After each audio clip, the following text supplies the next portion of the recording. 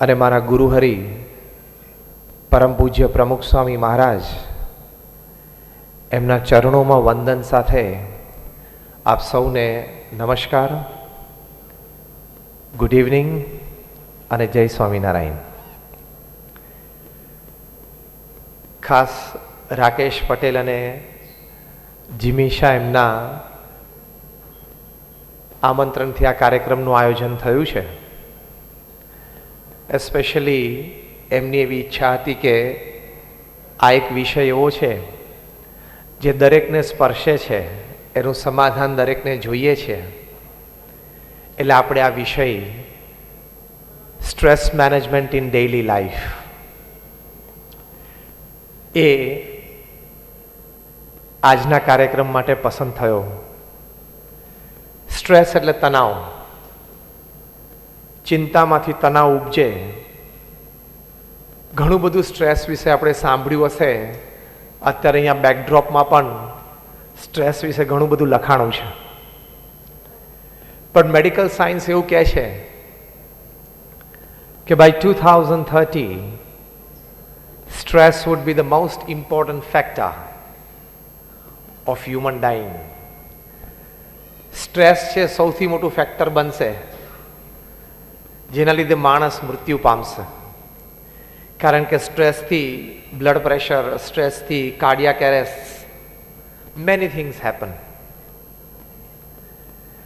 આપણે બેઠા છીએ એમાંથી પણ ઘણા બધાએ આપણને આ સ્ટ્રેસ સંબંધી વાત કરી હશે. આપણે પણ ઘણા બધો સ્ટ્રેસ, તણાવ એનો અનુભવ પણ કર્યો હશે.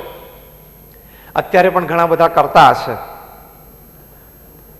બિઝનેસ લાઈફમાં કંઈક ઇશ્યુ ઊભું થાય એટલે stress comes in your life. Social લાઈફમાં કંઈ પ્રશ્ન ઊભો થાય એટલે again stress comes in your life.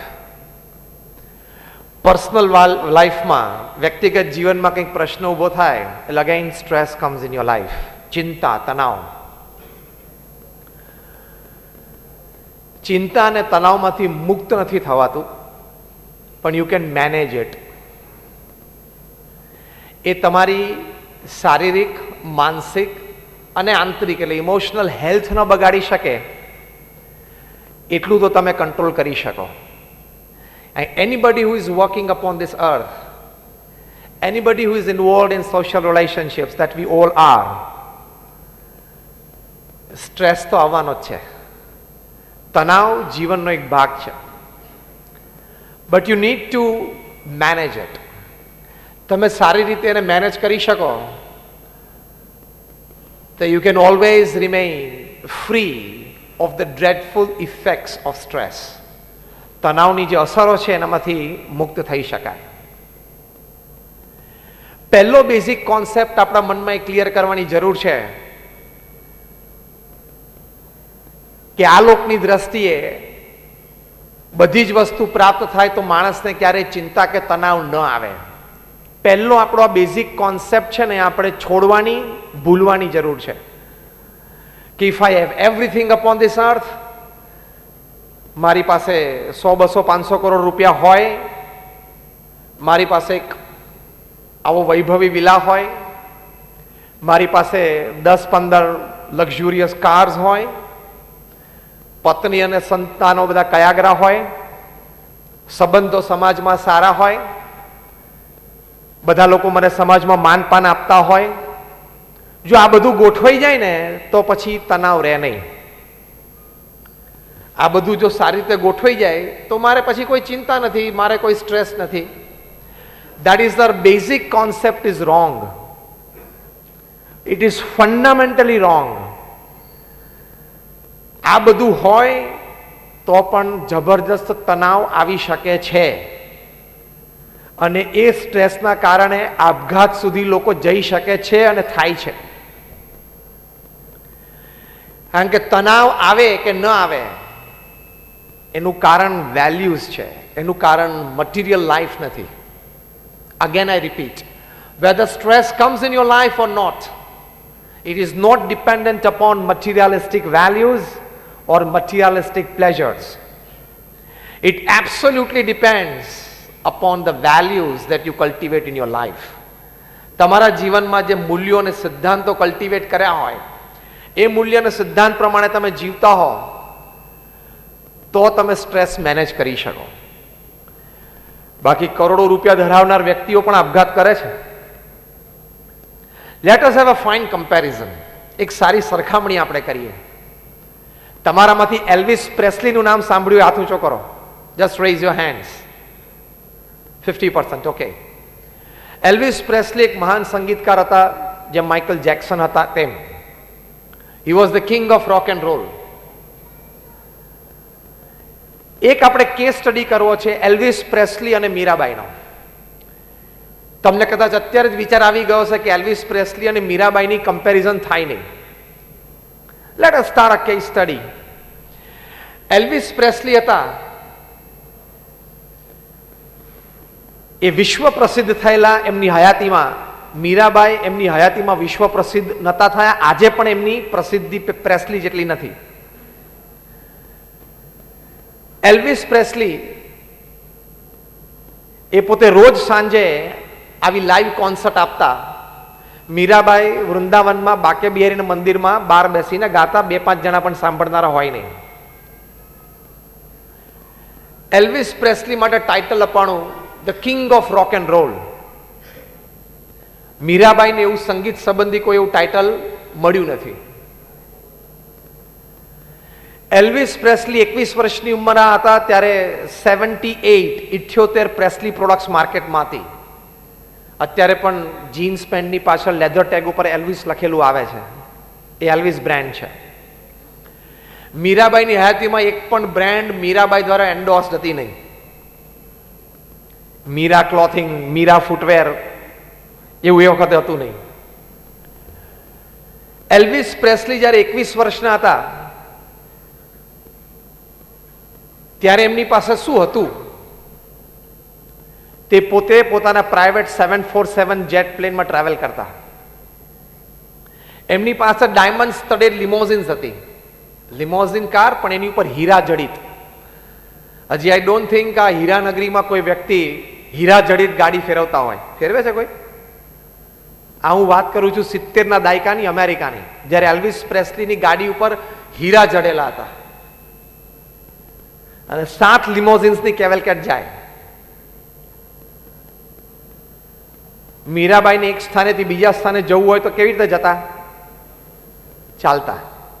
એમને તો લિમોઝિન શબ્દ પણ નતો સાંભળ્યો અને એમના વખતમાં તો પ્લેન્સ તો હતા જ નહીં. એલ્વિસ પ્રેસ્લીના પોતાની કમાણીના his self made money was $500 million. એટલે કે $50 કરોડ પોતે પોતાની આવડત કલા ઉપર કમાયેલા. અને મીરાબાઈ રોજ સાંજે ભજન ગાતા. તેમની કમાણી શું હતી? કોઈ જ કમાણી નહીં. કોઈ ભાવિક ભક્ત એમને જમવા આપે તો એ જમતા. એલ્વિસ પ્રેસ્લી સાંજે કોન્સર્ટ વખતે પોતાનું લેધર જેકેટ ઓડિયન્સમાં ઉડાડે એટલે લેધર જેકેટના આટલા આટલા ટુકડા થઈ જતા ને લોકો એક એક ટુકડો ઘરે લઈ જતા હતા. એલ્વિસ પ્રેસ્લીનો પ્રસાદ. કે લોકો ભવિષ્યમાં અમે કહી શકીએ કે we have attended an Elvis concert live. મીરાબાઈને તો કોઈ કોન્સર્ટ જેવું હતું જ નહીં. એલ્વિસ પ્રેસ્લીના બાયોગ્રાફર માઇક સ્ટોન એવું લખે છે કે Elvis was only the second person in history to become famous by the first name after Jesus Christ. Jesus Christ પછી કોઈ બીજી વ્યક્તિ પૃથ્વી ઉપર પ્રથમ નામથી પ્રસિદ્ધ થઈ હોય તો એલ્વિસ છે. મીરાબાઈની હયાતીમાં એમના વિશે કોઈ જીવન ચરિત્ર લખાણો નથી. આટલી વાત સાંભળ્યા પછી તમને એમ થાય કે આ બંનેની કમ્પેરિઝન હોય જ નહીં, સરખામણી કરાય જ નહીં. પણ એલ્વિસ પ્રેસ્લી 15મી ઓગસ્ટ 1977 ના દિવસે 33 વર્ષની ઉંમરે રાત્રે 40 સ્લીપિંગ પિલ લઈને સૂતા. તે ફરી વખત ઉઠ્યા જ નહીં. હી કમિટેડ સુસાઇડ. 33 વર્ષની ઉંમરે એલ્વિસ પ્રેસ્લીએ પોતાની કમાણીના $500 મિલિયન એ મૂકીને આપઘાત કર્યો. અને મીરાબાઈ માટે તો આપઘાત શબ્દ બહુ દૂર હતો. આજે 500 વર્ષ પછી મીરાબાઈના એક એક ભજન ઉપર લોકો પીએચડી અને એમફિલ થાય છે અને 4 જણાનું કુટુંબ પ્રેમથી આજીવિકા પૂરી કરે છે. આજે ભારતમાં 200 થી પણ વધારે ફેમિલીઝ એવા છે, they have done some research, their main breadwinner, he has done some research, some work on Mirabai's bhajan, and the entire family, they are earning their livelihood. Elvis Presley આપઘાત કર્યો અને મીરાબાઈના એક એક ભજન ઉપર આજે લોકો આખું જીવન જીવી જાય છે.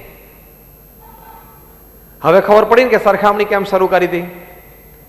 એલ્વિસ પ્રેસ્લીના આપઘાતનું કારણ શું? આવી વ્યક્તિને આપઘાત કરવો પડે?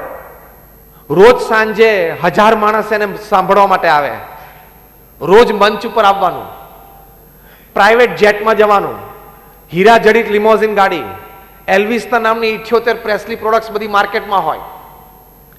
અમેરિકાની ધરતી ઉપર વિશ્વના કોઈ પણ દેશના પ્રમુખ કે પ્રધાનમંત્રી ઉતરે, એને એક મનમાં ઈચ્છા હોય કે એલ્વિસ સાથે એક મુલાકાત મારી થાય તો બહુ સારું. આ વ્યક્તિ આપઘાત કરવો પડે? આપણે ના પાડીએ છીએ ને, એ હજી એક કોન્સેપ્ટ આપણા મગજમાંથી નીકળ્યો નથી કે આવી વ્યક્તિઓને પણ જીવનમાં એવા તણાવ, સ્ટ્રેસ ઊભા થાય છે કે આપઘાત કરે. એલ્વિસ પ્રેસ્લી જ્યારે એમનું મોસ્ટ ઇમ્પોર્ટન્ટ કમ્પોઝિશન એક વખત પ્લે કરતા હતા, હાઉ ગ્રેટ ધા આર્ટ, એ વખત એમના સેક્રેટરી એમને પૂછ્યું, sir how are you feeling, તમને આમ કેવો અનુભવ થાય છે? ત્યારે એલ્વિસ પ્રેસ્લી બંને હાથ પિયાનો ઉપરથી નીચે નાખીને બોલેલા, નિશાસો નાખીને, વેરી અલોન, મને બહુ જ એકલતાનો અનુભવ થાય છે. એટલે રોજ સાંજે 1000 માણસ તને સાંભળવા આવે છે ને તને એકલતાનો અનુભવ થાય? રોજ સવારે ઉઠીને ખાલી ગેલેરીમાં આવે ત્યારે નીચે 200 ટુરિસ્ટ ઊભા હોય કે હમણાં એલ્વિસ પ્રેસ્લી ગેલેરીમાં આવીને હાથ ઊંચો કરશે ને એટલે આપણને બધાને એલ્વિસના દર્શન થશે, અને તને એકલતાનો અનુભવ થાય છે?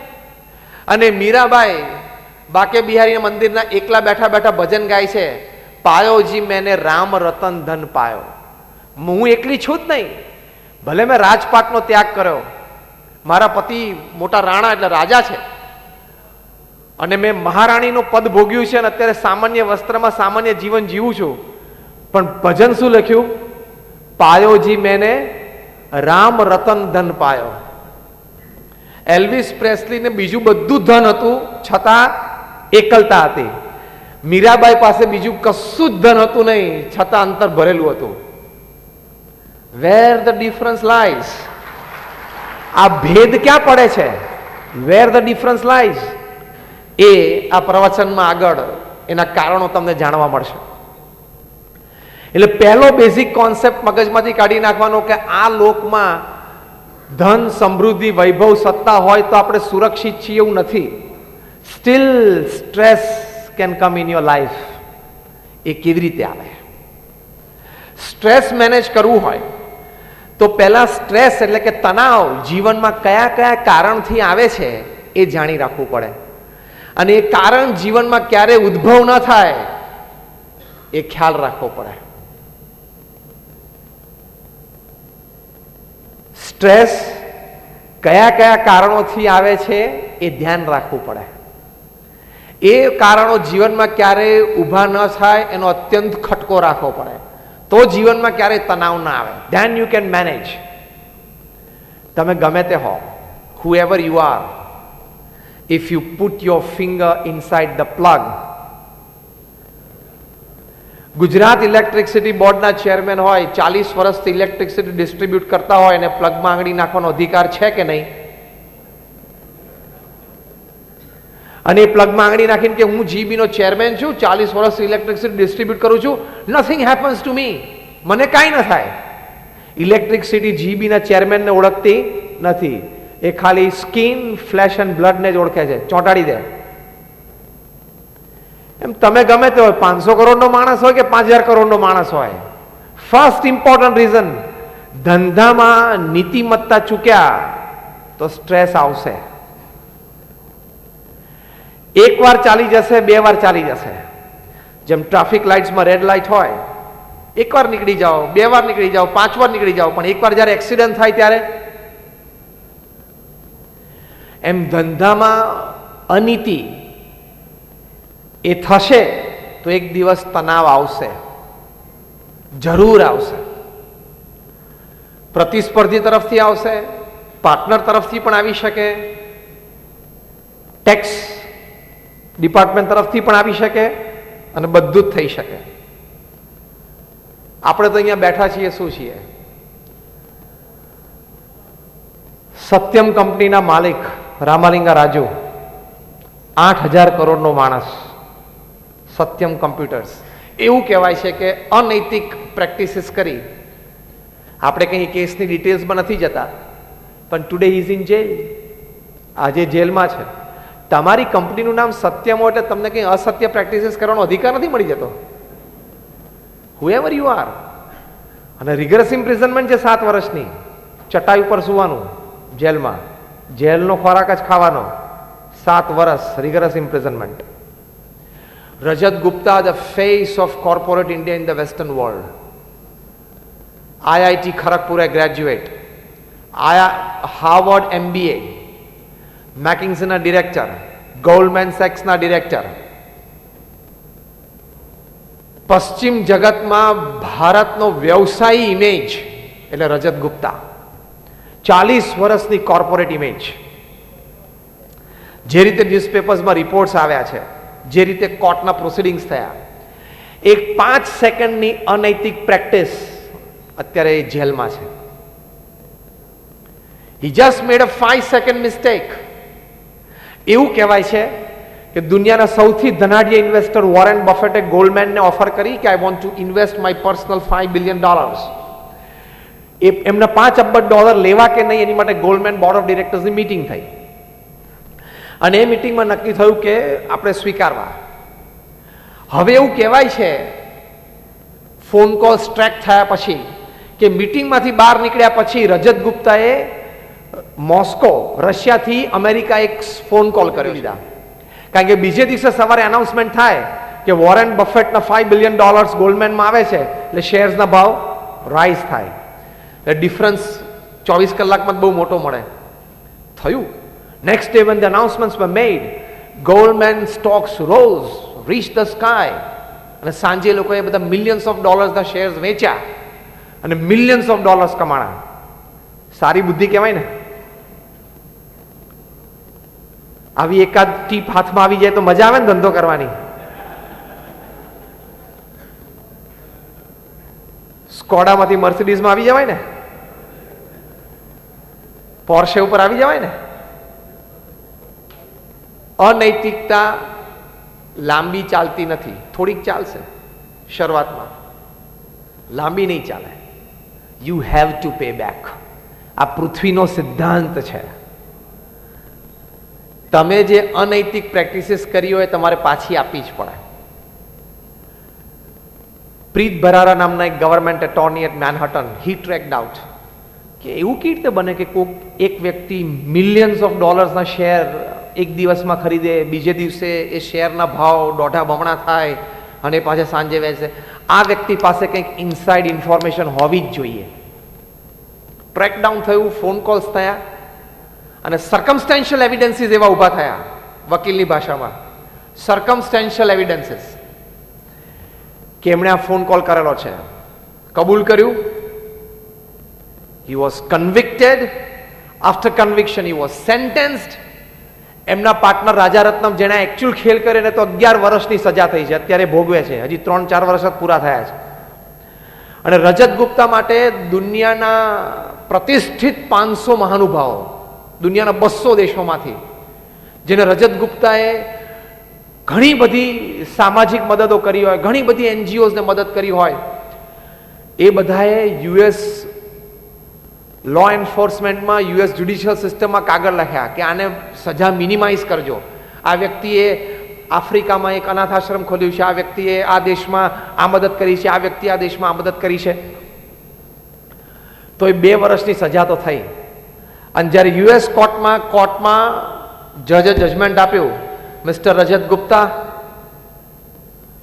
You are convicted of the charges and you are sentence for 2 years imprisonment. ત્યારે રજત ગુપ્તા પેક્ડ કોર્ટરૂમની અંદર એક અક્ષર બોલી ના શક્યા. દ્રષ્ટિ નીચી પડી ગઈ, 2 આંખમાંથી આંસુ ચાલી ગયા, અને એક વાક્ય બોલ્યા જે વિશ્વ પ્રસિદ્ધ થયું, જે અહીંયા બેઠેલા તમામ વેપારી, ઇન્ડસ્ટ્રીયલિસ્ટ, બિઝનેસમેનને યાદ રાખવા જેવું છે. રજત ગુપ્તા એક વાક્ય બોલ્યા, my 40 years of corporate image has gone down in drain in 5 seconds. તમારી 40 વર્ષની કારકિર્દી 5 સેકન્ડમાં ખલાસ થઈ શકે છે. Your 40 years of image building can go down in drain in 5 seconds if you go for unethical practices. અત્યારે કેટલા તણાવમાંથી પસાર થતા હશે? 7 વર્ષની રિગરસ ઇમ્પ્રિઝનમેન્ટ રામાલિંગા રાજુ, જે વ્યક્તિ રાજાની જેમ પૃથ્વી ઉપર રહેતા હોય, એને ચટાઈ ઉપર સુવાનો ઓછો તણાવ ચાલતો હશે અત્યારે? સ્ટ્રેસ કેટલો જતો હશે? એમના પત્ની, સંતાનો, સગાવાલા, એને સમાજમાં મોઢું દેખાડવું, લોકોની વચ્ચે રહેવું સ્ટ્રેસફુલ. રજત ગુપ્તાને અત્યારે કેટલા સ્ટ્રેસમાંથી પસાર થતા હશે? શોર્ટકટ્સ ઘણા બધા ધંધામાં મળશે, પણ એ શોર્ટકટ કોઈ દિવસ અપનાવશો નહીં, નહીતર you will invite lot of stress. That is called ethics. જબરજસ્ત તણાવ આવશે અને એ તણાવમાંથી બહાર નીકળવું ઓલમોસ્ટ ઇમ્પોસિબલ થશે. You will drown, your family will drown. તમે ડૂબશો, તમારું કુટુંબ ડૂબી જશે, તમારી પેઢી ખલાસ થઈ જશે અને ધંધો ચોપટ થઈ જશે. એટલે ફર્સ્ટ ઇમ્પોર્ટન્ટ રીઝન કે જીવનમાં સ્ટ્રેસ આવે છે એનું કારણ અનએથિકલ બિઝનેસ પ્રેક્ટિસીસ. કોઈ દિવસ ના કરવી. અત્યારે હું તમને જે વાત કરું છું તમને કદાચ સામાન્ય લાગે છે, કારણ કે તમને એમ થાય એક પડીકું આમ દીધું ને એક પડીકું લીધું.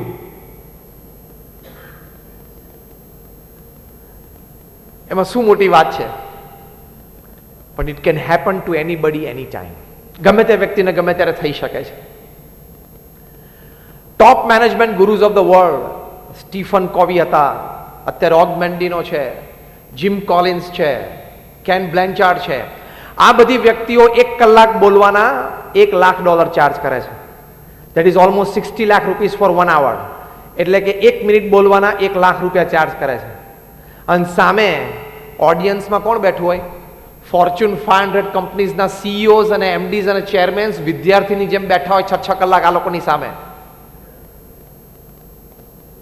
1 મિનિટ બોલવાના $1 લાખ ચાર્જ કરે છે, છતાં એમની અપોઇન્ટમેન્ટ 6-8 મહિના સુધી નથી મળતી.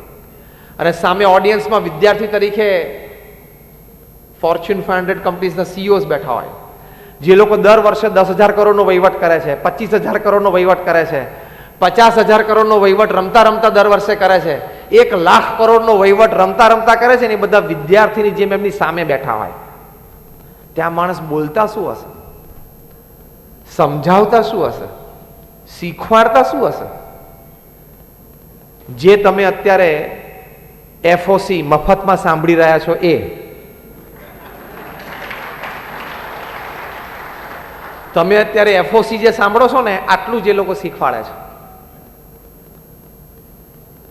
કે મહેરબાની કરીને કંઈ ખોટું કરતા નહીં. એટલે first important reason for stress to come in his life is unethical practice. Jim Collins હમણાં પુસ્તક લખ્યું છે, દુનિયાના સૌથી મોટા મેનેજમેન્ટ ગુરુ કહેવાય છે. How the mighty fall. How the mighty fall, કે માનધાતાઓ પૃથ્વી ઉપર ધૂળ ચાટતા કેવી રીતે થઈ ગયા. એમાં પ્રસંગો લખેલા છે કે એવી વ્યક્તિઓ જે પૃથ્વી ઉપર પગ મૂકે ને પૃથ્વી ધ્રુજે, એવી વ્યક્તિઓ કે જે સવારના પોરમાં ધારે તો 5,000 કરોડ વોલ સ્ટ્રીટમાં નાખી શકે, શેર બજારને ધ્રુજાવી નાખે. એક સાથે 5,000 કરોડ નાખે એટલે શેર બજાર કેવું ધ્રુજે. એવી વ્યક્તિઓ જે મેનહટનમાં 50માં માળે બેઠા બેઠા એક ફોન કોલ કરે ને આફ્રિકામાં આખી ગવર્મેન્ટ ફેરવી નાખે. He can topple a government by 1 phone call. આવી સત્તાધીશ વ્યક્તિઓ, આવા માનધાતાઓ કેમ ધૂળ ચાટતા થઈ ગયા, કેમ રસ્તા ઉપર રખડતા થઈ ગયા, કેમ જેલના સળિયા ગણે છે, કેમ ભૂખે મરે છે? રિયલ લાઈફ પ્રસંગો છે આ બધી. એક હતો રાજા ને કદી રાણી, એવી વાર્તાઓ નથી. આ જીમ કોલિન્સનું પુસ્તક વાંચવા જેવું, એક દિવસ એનો સેમિનાર કરવા જેવો છે. How the mighty fall. માનધાતાઓ પૃથ્વી ઉપર કેવી રીતે ધૂળ ચાટતા થઈ ગયા. 300 પાનાનું એ પુસ્તક છે, પણ હું તમને એક લાઈનમાં જીસ્ટ આપી દઉં. એનો મતલબ એવું નહીં કે નહીં વાંચતા, વાંચજો, પણ એક લાઈનમાં હું તમને જીસ્ટ આપી દઉં. What this 300 pages. અને જીમ કોલિન્સ, જેમને દુનિયાના 500 ફોર્ચ્યુન 500 કંપનીઝના એક્ઝિક્યુટિવ્સને ટ્રેનિંગ આપી છે, એ 30 વર્ષના એમના અનુભવ પછી એમણે આ પુસ્તક લખ્યું છે. અને આ પુસ્તકમાં એમણે વિવિધ વિવરણ કર્યું છે. એમાંનું એક વાક્ય સાર રૂપે હું તમને કહું છું. જીમ કોલિન્સ એક વાક્ય શીખવાડે છે Y this mighty people fail, આ મહાન વ્યક્તિઓ કેમ પૃથ્વી ઉપર ધૂળ ચાટતા થઈ ગયા? હી રાઇટ્સ, અનડિસિપ્લિન્ડ પરસ્યુટ ફોર મોર, વધારે ને વધારે મેળવી લેવાની ઘેલછામાં સિદ્ધાંત, નીતિ અને નિયમને નેવે મૂક્યા. આ એમનો અનુભવ છે. વધારે ને વધારે મેળવી લેવાની ઘેલછામાં સિદ્ધાંત, નીતિ અને નિયમને બાજુ પર મૂક્યા એટલે ધૂળ ચાટતા થઈ ગયા. You can't play with ethics. સિદ્ધાંતો સાથે કોઈ દિવસ રમાય નહીં. પદ્ધતિ બદલી શકાય, પ્રિન્સિપલ્સ નેવર ચેન્જ. કાર્ય પદ્ધતિમાં સુધારો હોઈ શકે, સિદ્ધાંતોમાં કોઈ દિવસ નહીં. હા, પાવર પ્લે ક્રિકેટમાં બદલાય. હવે 2 ફિલ્ડરે બહાર રહેવું 30 યાર્ડ સર્કલમાં, પછી કે હવે 3 રહી શકે, એ બધું થોડું બદલાય, પણ 3 સ્ટમ્પના 4 સ્ટમ્પ ના થાય. અને એ વાતને કોઈ દિવસ પ્રશ્ન પણ નહીં પૂછવાનો. Never ask questions to the basics and the principles of life. ઘણી બધી જગ્યાએ અમે સેમિનાર્સમાં જઈએ, લોકો ફંડામેન્ટલ ક્વેશ્ચન પૂછે, ભગવાન હશે કે નહીં, ભગવાન છે એની ખાતરી શું, કોણે આનું ઇન્વેન્શન કર્યું. Don't question the fundamentals. સિદ્ધાંત સિદ્ધાંત જ રહે છે.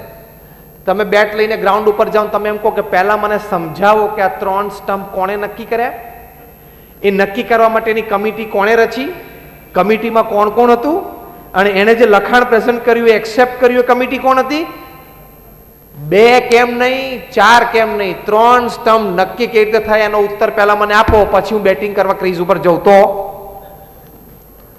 તો બાકીના 11 ખેલાડીઓ શું કે? જો બધા ઈશારો કર્યો કે ભાઈ અમને શાંતિથી મજા લેવા દે, તું બહાર નીકળ. તમે ચેસ રમવા બેસો ને એમ કહો મારો હાથી તો આડોય ચાલશે, ઊભોય ચાલશે, અઢીએ ચાલશે, બધું ચાલશે, તો સામેવાળો શું કે? તો આપણે રમવાની મજા આવશે નહીં. રમવાની મજા લેવી હોય તો મૂળભૂત સિદ્ધાંતોને સ્વીકારવા પડે. એમ આઈ રાઈટ ઓર રોંગ? રમવાની મજા લેવી હોય તો મૂળભૂત સિદ્ધાંતોને સ્વીકારવા પડે. એમ ધંધા અને કમાણીની મજા લેવી હોય તો મૂળભૂત સિદ્ધાંતોને સ્વીકારવા પડે. You can never go for unethical practices. અને unethical practices કરવા જાઓ તો ભલે તમે હજારો ઘર બાંધ્યા હોય ને લાખોના સહારા હોય તો પણ તમે તિહારમાં 2 સહારા થઈ શકો છો. whoever you are. તમે લાખો લોકોના સહારા હો તો પણ તિહારમાં 2 સહારા રહી શકો છો. 10,000 કરોડનો માલિક હોય ને એને પણ ચટાઈ ઉપર સૂવું પડે. સિદ્ધાંત જોડે કોઈ રમત નહીં. એની સામે આપણે બેઠા લઈએ છીએ તો કોણ છે? આપણા જીવન તો એ પગારે રાખે.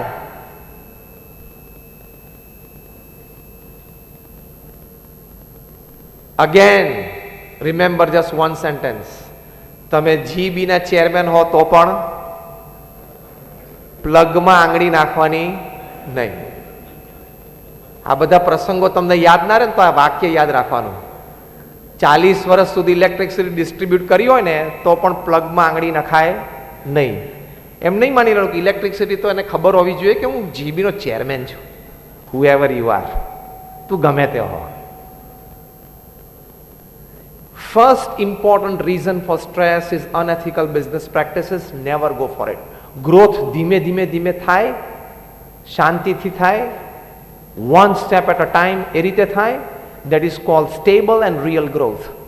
એવી રીતે જ વિકાસ કરાય. ગમે તેટલી ઓપોર્ચ્યુનિટી મળે, ખોટું કરવા ક્યારેય પ્રેરાશો નહીં. એ મજા આવે એવો રસ્તો છે, એમાંથી પ્રગતિ જલ્દી થાય એવું દેખાય છે, ઘણા રૂપિયા એક સાથે મળી જાય એવું દેખાય છે ને મળી પણ જાય, પણ જ્યારે એકવાર જાય ને ત્યારે ચામડી ઉતારીને જાય. જો આ બધાની ગઈ 2-3 પ્રસંગો કીધા, એટલે એ ખટકો રાખીએ તો કોઈ દિવસ સ્ટ્રેસ આવશે નહીં. સેકન્ડ ઇમ્પોર્ટન્ટ રીઝન, અમારા વડીલ સંત પરમ પૂજ્ય ડોક્ટર સ્વામી ઘણી વખત સમજાવે છે કે સમાજમાં, કુટુંબમાં અને વ્યવહારમાં સ્ત્રી પુરુષ મર્યાદા એનો લોપ થાય તો પણ જીવનમાં અત્યંત તણાવ આવશે. તમારા સર્કલની બહાર તમે જો ગયા, અમારા વડીલ સંત પરમ પૂજ્ય ડોક્ટર સ્વામી ભગવાન સ્વામિનારાયણનો સિદ્ધાંત અને આપણા શાસ્ત્રનો સિદ્ધાંત સમજાવે છે કે any other woman other than your wife, તમારી પત્ની સિવાયની કોઈ પણ સ્ત્રી એ તમારી માટે કાં તો માતા છે, કાં તો બેન છે, અને કાં તો દીકરી છે. એવી રીતે દરેક સ્ત્રી માટે જો એ પરણ્યા હોય તો એના પતિ સિવાયના બધા જ પુરુષ એની માટે ભાઈ છે, પિતા છે, કા પુત્ર છે. આ મર્યાદા જો લોપાશે ને તો પણ કુટુંબ છિન્ન ભિન્ન થશે, તો પણ પ્રશ્ન મોટો આવશે. આ મર્યાદા લોપાશે તો પણ મોટો પ્રશ્ન આવશે. ઇન્ટરનેશનલ મોનિટરી ફંડના president Dominique Strauss Kahn, he was destined to become the president of France. એ ન્યુયોર્કથી ફ્રાન્સ આવતા હતા, વચ્ચે સ્ટોપ ઓવરમાં, ચેન્જ ઓવરમાં હોટલમાં એન્ટર થયા, અને એવું કહેવાય છે રિપોર્ટ્સ પ્રમાણે કે ત્યાં કોઈક હોટલમાં મેડ સાથે એમને કોઈક વર્તણૂકમાં ફેર પડ્યો, પેલી મેડે કેસ કર્યો. કેસ તો પછી આઉટ ઓફ કોર્ટ સેટલમેન્ટમાં પતાયો, પણ ઇન્ટરનેશનલ મોનિટરી ફંડના પ્રેસિડેન્ટ તરીકે એમને રાજીનામું આપવું પડ્યું. ફ્રાન્સની પ્રજા એમને ફેંકી દીધા, પ્રેસિડેન્શિયલ ઇલેક્શનમાં ઊભા ના રહી શક્યા. આ એક પ્રસંગ જો એ હોટલની રૂમમાં ન બન્યો હોત તો આજે ડોમિનિક સ્ટ્રોસ-કેન, જે પોલિટિકલ સર્કલ્સમાં ઓલ ઓવર વર્લ્ડ ડીએસકે તરીકે ઓળખાતા હતા, શોર્ટ ફોર્મમાં DSK would have been the president of France. વર્ષો પહેલા અમેરિકાના પ્રેસિડેન્શિયલ ઇલેક્શનમાં રોનાલ્ડ રેગનની સામે ગેરી હાર્ટ ઉભા રહેલા. પ્રી-પોલ સર્વેમાં 85% polling, Gary Hart would become the president of America. charismatic personality. આટલો એક વિશ્વ પ્રસિદ્ધ વ્યક્તિ, એમનું વ્યક્તિત્વ charismatic હતું. એ જ્યાં ઉભા રહે ત્યાં કેન્દ્ર બિંદુ બની જાય. એ બોલે એ બ્રહ્મ વાક્ય થઈ જાય. બુદ્ધિ, શક્તિ, આવડત, હોશિયારી, પૈસા, વૈભવ બધું જ હતું. પણ એક કેસ એવો ખુલ્યો કે જ્યારે કોલેજમાં હતા ત્યારે એમણે આ સ્ત્રી પુરુષ મર્યાદામાં ક્યાંક મોટી ભૂલ થયેલી, તો પેલા તરફથી વાત શરૂ થઈ. એ ફોટો ન્યૂઝપેપરમાં છપાણો. ગેરી હાર્ટે પ્રેસિડેન્શિયલ નોમિનેશન પાછું ખેંચવું પડ્યું. આજે એ વાતને 20 વર્ષ થયા. દુનિયામાં કોઈને ખબર નથી કે ગેરી હાર્ટ ક્યાં છે, જીવે છે કે મૃત્યુ પામ્યા. એટલે આ મર્યાદા લોપાશે તો પણ મેજર પ્રશ્ન આવી શકશે. હમણાં અમેરિકાની બહુ જ મોટી આઈટી કંપની આઈગેટ, એના સીઈઓ ફનીશ મૂર્તિ, એમનો પણ આવો કેસ ન્યૂઝપેપરમાં રિપોર્ટ થયો છે. હવે આ વ્યક્તિ એવી હતી કે જે બીમાર કંપનીઓમાં જાય, તમારી કંપની ફરચામાં ગઈ હોય, જબરદસ્ત ખોટમાં ઉતરી ગઈ હોય, આઈટી કંપનીઓ આવી જોઈએ, ઇન્ફોર્મેશન એન્ડ ટેકનોલોજી. આ માણસ પાસે એવી આવડત, એવી બુદ્ધિ, એવા સંબંધો એના અક્રોસ ધ વર્લ્ડ કોન્ટિનેન્ટ્સ કે થોડાક મહિનાઓમાં અથવા તો 1-2 વર્ષમાં મિલિયન્સ ઓફ ડોલર્સના ખર્ચામાં ગયો એ કંપની અને મિલિયન્સ ઓફ ડોલર્સના પ્રોફિટમાં મૂકી દે, એવું એમને 3 જગ્યાએ કરેલું. એટલે આઈગેટ એમને હાયર કર્યા અને એમનો પગાર અધધ હતો, કદાચ મોર દેન વર્ષે 150 કરોડ રૂપિયાનો પગાર હતો. પણ આ સ્ત્રી પુરુષ મર્યાદામાં પ્રશ્ન આવ્યો એવું રિપોર્ટિંગ છે.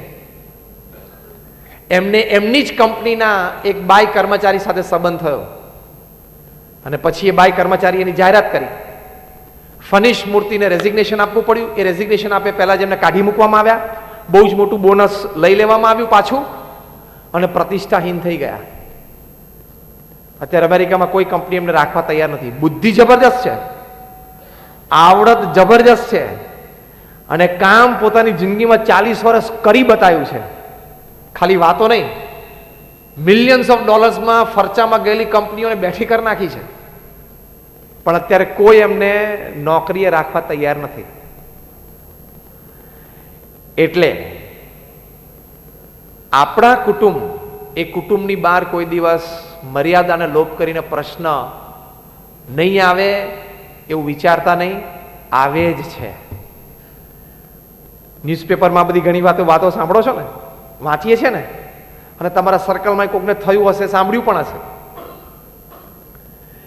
એટલે આ બે વસ્તુનો અત્યંત ખ્યાલ રાખવાનો, તો તમે 80% તણાવમાંથી બચી જશો. અત્યારે તમને એમ લાગે છે કે આમાં નથી અથવા આમાં બહુ રિસ્ક નથી, પણ અત્યારે તમને રિસ્ક નથી દેખાતું. There is a dangerous risk ahead. Don't play with cobra. Cobra જોડે રમાય? એમાં કિંગ કોબ્રા સાથે રમાય? 18 ફૂટ લાંબો હોય, એન્ટીવેનોમ ઇન્જેક્શન લઈને ડોક્ટર બાજુમાં ઊભા હોય ને પણ કિંગ કોબ્રા ડંખ મારે ને, હી કેનોટ સેવ યુ.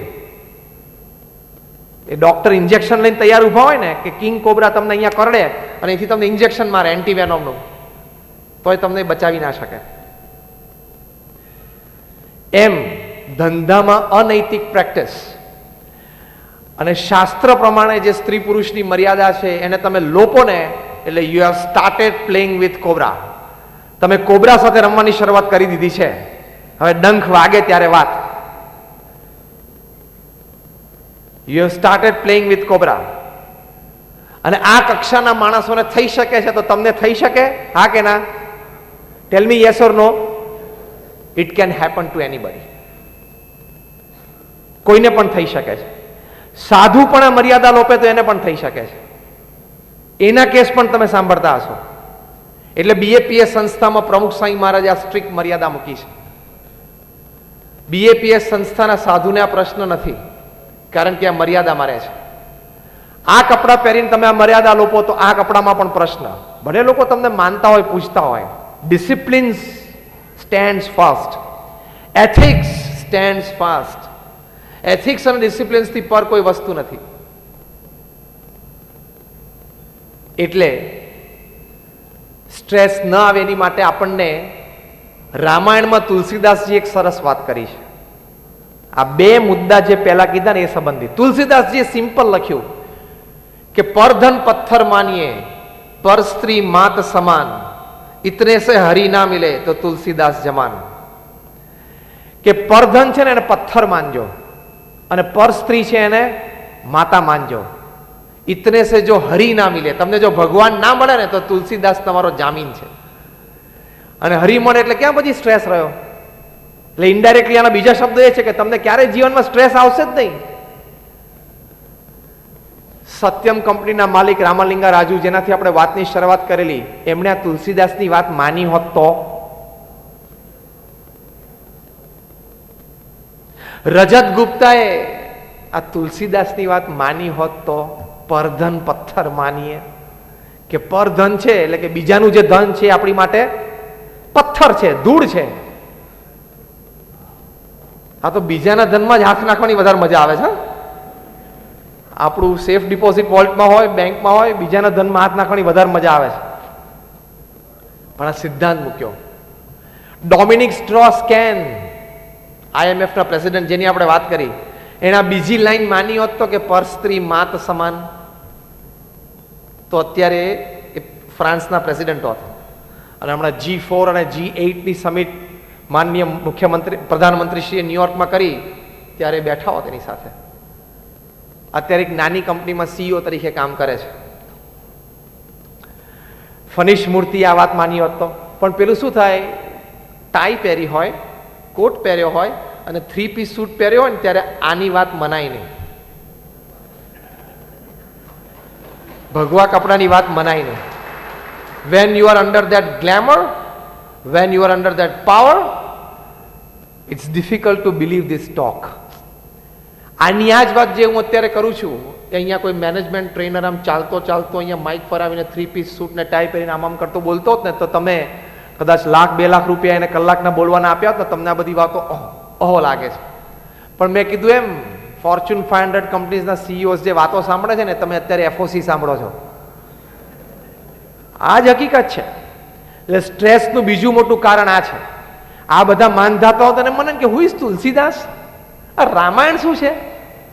પણ તારી જિંદગી બચાવે ને એવી વાતો છે અંદર, અને જિંદગી ડૂબતી હોય ને તો તારી શકે એવી વાતો છે અંદર. આ તુલસીદાસની વાતો આ બધા માની હોત તો. પણ જો એને કોઈક તુલસીદાસની વાત કરવા જાય ને તો કે એની ભાષામાં who is Tulsidas, what is Ramayana, it is irrelevant. 500 years back, 5000 years back, lakhs of years back, લાખો વર્ષ જૂની વાતો આ જમાના પ્રમાણે છે જ નહીં. વાંધો નહીં, પ્લગમાં આંગળી નાખ. રામાયણની મહાભારતની વાતો આ જમાના પ્રમાણે નથી. એવું તું બોલે છે ને એ પ્લગમાં આંગળી નાખવાની શરૂ કરી દે, ચોંટી જઈશ.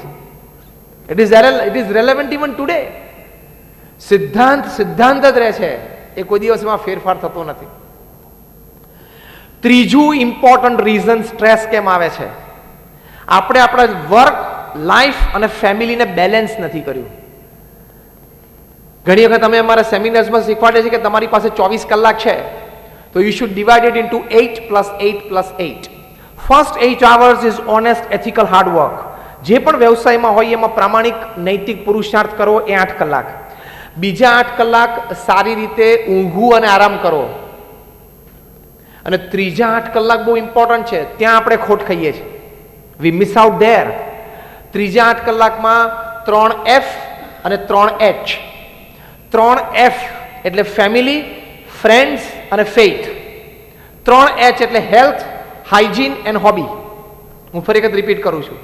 ત્રીજો 8 છે ને ઇમ્પોર્ટન્ટ છે, ત્યાં આપણે ચૂકી જઈએ છીએ એટલે સ્ટ્રેસ આવે છે.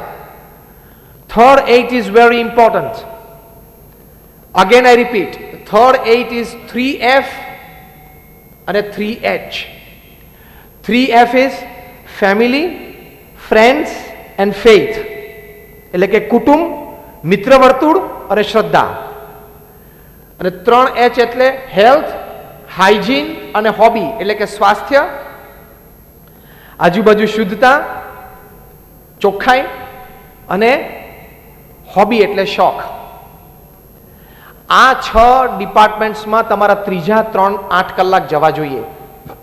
જો એવી રીતે જાય તો તમારી લાઈફ બેલેન્સ છે. 8 કલાકથી વધારે તમારે કામ કરવું પડે. કોઈક વખત એવા પ્રોજેક્ટ્સ હોય તો કરવું પડે. બાકી if you are working more than 8 hours, that clearly proves કે you are not a planned person. તમે જીવનમાં કામનું પ્લાનિંગ નથી કર્યું. કામ કેવી રીતે કરવું એ તમને આવડતું નથી. એ હકીકત છે. તમે એમ ના સમજતા કે અમે સંતો ખાલી ઉપદેશની વાત કરીએ છીએ. હું જે સંસ્થામાંથી આવું છું ને, એ સંસ્થા દુનિયાની ટોપ 10 NGOsમાંની એક સંસ્થા છે, ધ BAPS સ્વામિનારાયણ સંસ્થા. જે દુનિયાની પ્રથમ 10 સંસ્થાઓ લઈએ ને, એમાંની એક સંસ્થા છે આ. સુરતમાં અડાજનમાં તમે લોકોએ મંદિર જોયું હશે, એવા 1300 કેમ્પસ પ્રમુખ સ્વામી મહારાજ એકલાએ બાંધ્યા છે. સુરતમાં હોસ્પિટલ તમે જોઈ હશે,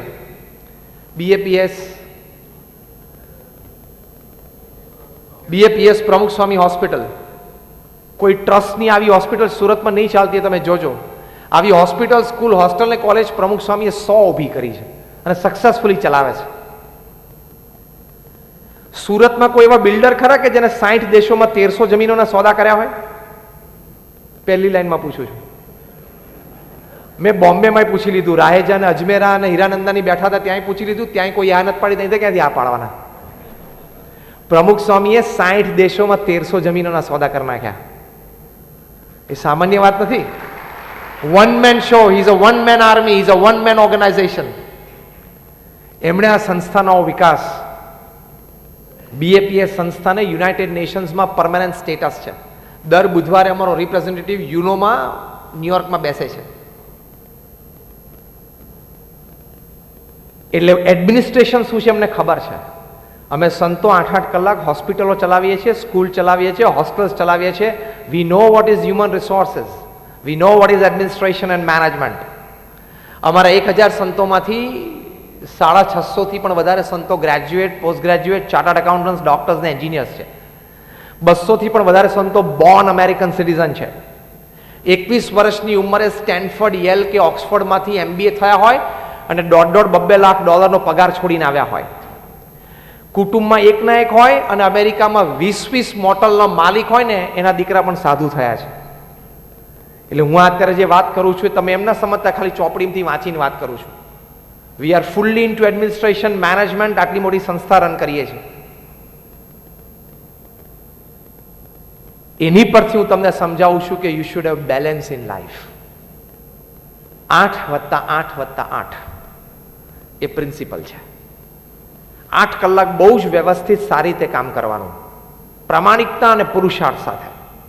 બીજા 8 કલાક સ્લીપ ઓર રેસ્ટ, અને ત્રીજા 8 કલાક family, friends, faith, health, hygiene, hobby. તો લાઈફ છે ને બેલેન્સ થશે. અને જો આ લાઈફમાં આ બેલેન્સ તૂટશે ને, દિવસમાં આનું બેલેન્સ તૂટશે ને એટલે તણાવ આવશે. તમે 8ના બદલે 10 થી 12 ને 14 કલાક ઘરની બહાર રહો એટલે ઘરેથી પત્ની અને કુટુંબીજન વૃદ્ધ મા બાપ અથવા સંતાનોના પ્રશ્નો, ફરિયાદો આવશે કે ટાઈમ નથી આપતા, બેસતા નથી, ભેગા જમી નથી શકતા, એટલે તણાવ શરૂ થશે, કારણ કે ઝઘડા શરૂ થશે, એટલે સ્ટ્રેસ શરૂ થશે. ઘણા તો એવા હોય છે કે ઘરે ખાલી જમવાનું સુવા જ જાય છે. તારું ઘર ઘર છે કે હોટલ છે? હોટલમાં આપણે ખાલી જમવાને સુવા જતા હોય, ઘણા ઘરમાં એવા જ હોય છે, મુંબઈ વાળા વધારે, ઘરે ખાલી જમવા જવાનું સુવા જવાનું. તો આ તારું ફેમિલી છે, it is a divine unit, it is a God's creation, it is not an accident. એ બેલેન્સ કરવું પડે. પહેલીની વાત તો આપણે કરી દીધી, પહેલા 8 કલાકની વાત સમજી ગયા, ઓનેસ્ટ, એથિકલ, હાર્ડવર્ક. બીજા 8 કલાક પણ સમજી શકીએ છીએ કે સ્લીપ અને રેસ્ટ. ત્રીજા 8 કલાકમાં ફર્સ્ટ સ્ટેન્ડ્સ ફેમિલી, તો સ્ટ્રેસ નહીં આવે. ફેમિલી માટે ટાઈમ આપવો જ જોઈએ. તમે જો તમારા કુટુંબીજનો સાથે મિનિમમ અઠવાડિયામાં 3 વખત સાથે બેસીને જમી ન શકતા હો, તો તમારું ડાઇનિંગ ટેબલ, તમારી સિલ્વર પ્લેટ, તમારું બેંક બેલેન્સ બધું નકામું છે. કારણ કે હમણાં દુનિયાના 150 દેશોમાં 1 લાખ કુટુંબોનો સર્વે થયો. The principal reason for survey was, the question was, what is the greatest joy upon this earth? પૃથ્વી ઉપર સૌથી મોટું કારણ આનંદનું શું છે? અને દે ગોટ 87% રિસ્પોન્સ કે જે વ્યક્તિઓ સાથે આપણે પ્રેમ છે, આત્મીયતા છે, સંબંધો છે, એની સાથે બેઠા, વાતો કરી, આનંદ કર્યો, એ આનંદનો સૌથી મોટો સ્ત્રોત છે. Biggest joy of happiness. Beyond your money, beyond your status, beyond your prestige, beyond your fame and beyond your power. આ જીવનમાં સૌથી મોટા આનંદનો સ્ત્રોત આ છે. તમે જોજો, જીગરજાન મિત્ર સાથે તમે કલાક બેઠો ને ક્યાં ટાઈમ જતો રહે ખબર નથી પડતી ને, તે આનંદ છે. તો એ કુટુંબમાં આનંદ લેવા માટે રોજ સાંજે પહોંચી જવું. 6:30 તો 6:30, 7 તો 7, 7:30, 8 મેક્સિમમ. 8 વાગ્યા પછી તમે ઘરે પહોંચતા હો, હા, મહિનામાં 5 દિવસ સમજી શકાય છે, બાકી 25 દિવસ તો તમારે પહોંચવું જ જોઈએ. અને ન પહોંચી શકો તો you are not a planned person. તમે જીવનમાં કામ કરવાની પદ્ધતિ શીખ્યા નથી. You need guidance. લોકો જ્યાં સમજ્યા છે કરે છે. દુનિયાનો સૌથી ધનાઢ્ય વ્યક્તિ વોરેન બફેટ, અત્યારે મોર દેન $100 બિલિયન નું તેમની ઇન્વેસ્ટમેન્ટ છે, એટલે $100 અબજ પર્સનલ ઇન્વેસ્ટમેન્ટ. હા, એમના હાથમાં ભગવાને એવી સિદ્ધિ મૂકેલી છે, wherever he puts his hand it becomes gold. એ જ્યાં હાથ મૂકે ને બધું સોનું થઈ જાય છે. એમણે હમણાં 50 વર્ષ જીવનમાં, લગ્ન જીવનના પૂરા થયા, એટલે એમની જે કંપની છે બર્કશાયર હેથવે, એ 63 કંપનીઝ છે, એમાં 63 CEOs દુનિયાના 63 સિટીઝમાં સરપ્રાઇઝ પાર્ટીઝ રાખી. એટલે એવરી વીકેન્ડ પાર્ટી, 1 વર્ષ સુધી પાર્ટીઝ ચાલી. અને જે દેશમાં હોય એ દેશના પ્રધાનમંત્રી, પ્રેસિડેન્ટ હાજર હોય. હા, કારણ કે તો વોરેન બફેટના 50th મેરેજ એનિવર્સરી છે. Concluding party was in London. More than 20 heads of states were present. 20 દેશોના પ્રધાનમંત્રી અને રાષ્ટ્રપ્રમુખો ઓડિયન્સમાં હાજર હતા. અને વોરેન બફેટ અને એમના પત્ની સ્ટેજ ઉપર બેઠા હતા. સમજી શકાય ને આ પ્રસંગની ગરિમા કેટલી હશે, ઓડિયન્સ કેવું હશે. Proceedings were going on and somebody asked a question કે તમને વાંધો ના હોય તો એક પ્રશ્ન પૂછું. બફેટ કપલને પૂછ્યું કે what is the secret of your happy 50 years of married life? 50 વર્ષનું સુખી લગ્ન જીવનની ચાવી, રહસ્ય શું છે? વોરેન બફેટ માઇક ઉપર આમ ઉત્તર આપવાની શરૂઆત કરી, પહેલા એમના પત્નીએ માઇક ખેંચી લીધું કે આનો ઉત્તર હું આપીશ. વોરેન બફેટના ચહેરા ઉપર કોઈ કરચલી ફરકી નહીં, આંખ પણ ઊંચી ન થઈ, અને ચહેરો સ્માઇલમાં રહ્યો. એમાંથી લોકોને 50% ઉત્તર તો મળી ગયો કે બરોબર,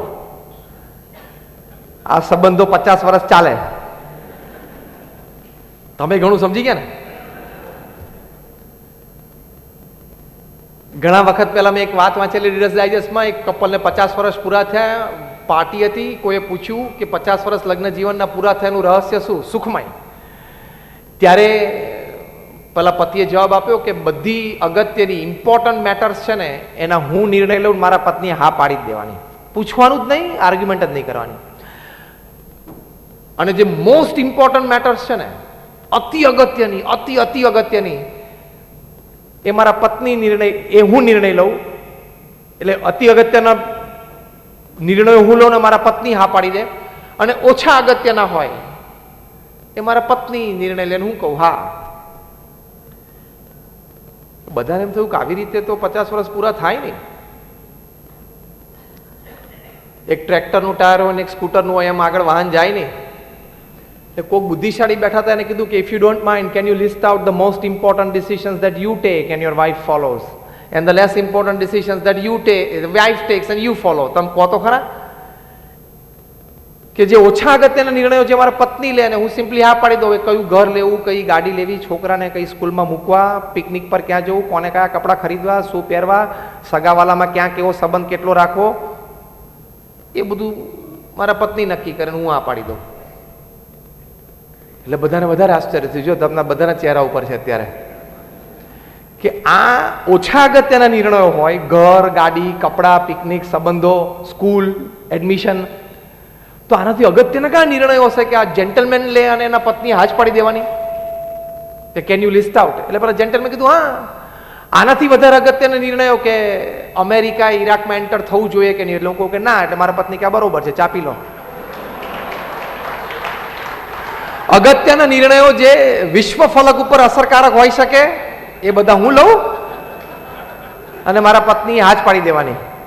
અને ઓછા અગત્યના જે અમારા ઘરની 4 દિવાલોની વચ્ચે અસર ધરાવતા હોય એ મારા પત્ની લઈ લે ને હું હા પાડી દઉં. તમે હશે એટલે આમાં બધાને પર્સન્ટેજ પ્રમાણે લાગુ તો પડતું હશે. વોરેન બફેટ કપલને જ્યારે પૂછ્યું what is the secret of your happy married life, Mrs Warren બફેટે બહુ સરસ વાત કરી, બધાએ સાંભળવા જેવી છે. તો તમને જીવનમાં ક્યારેય સામાજિક અને કૌટુંબિક જીવનમાં સ્ટ્રેસ નહીં આવે. વ્યવસાયિક જીવનની વાત પતી ગઈ. આપણે હવે આપણે આવીએ છીએ કૌટુંબિક જીવન અને સામાજિક જીવનમાંથી સ્ટ્રેસ ઉત્પન્ન ન થાય એની વાતો. વોરેન બફેટના વાઈફે કહ્યું કે અમારા 50 વર્ષના લગ્ન જીવનમાં એક પણ એવો દિવસ નથી જ્યારે સાંજે હું અને મારા પતિ વોરેન બફેટ અમારા કુટુંબ એટલે કે અમારા સંતાનો સાથે જમવા ના બેઠા હોય. આ હું $100 અબજ માણસ છે ને એની વાતો કરું છું. તમારે ત્યાં 7,000 રૂપિયામાં હીરા ઘસતો એની વાત નથી કરતો હું. I am talking of $100 billion person. શું વાત કરો છો? તો કે યસ. કે તો વોરેન બફેટ રોજ સાંજે કેટલા વાગે ઘરે આવી જાય? 6:30 વાગે. 6 વાગે એ ટેબલ ઉપર પેન ફેંકીને ઊભા થઈ જાય અને કે કોઈ કસ્ટમર ક્લાયન્ટ ઊભા હોય તો તેને કહી દે આપણે કાલે મળશું સવારે 9:30 વાગે. અને કસ્ટમર ના પાડે તો કે કઈ વાંધો નહીં, તો પછી તમે બીજા પાસે જાઓ. આપણે તો પેલું શું આપણા ધંધાનો આખો દરિયો પી લેવો છે ને. જમીનનો ધંધો કરતો હોય કે સુરતની બધી જમીનનો મને ખ્યાલ હોવો જોઈએ, મરી જઈશ.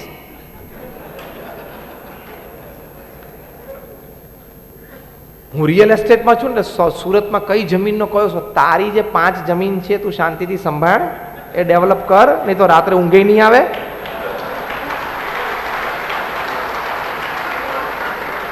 અહીંયા બધા એકબીજા સામે આંગળી ચીંધે છે જો.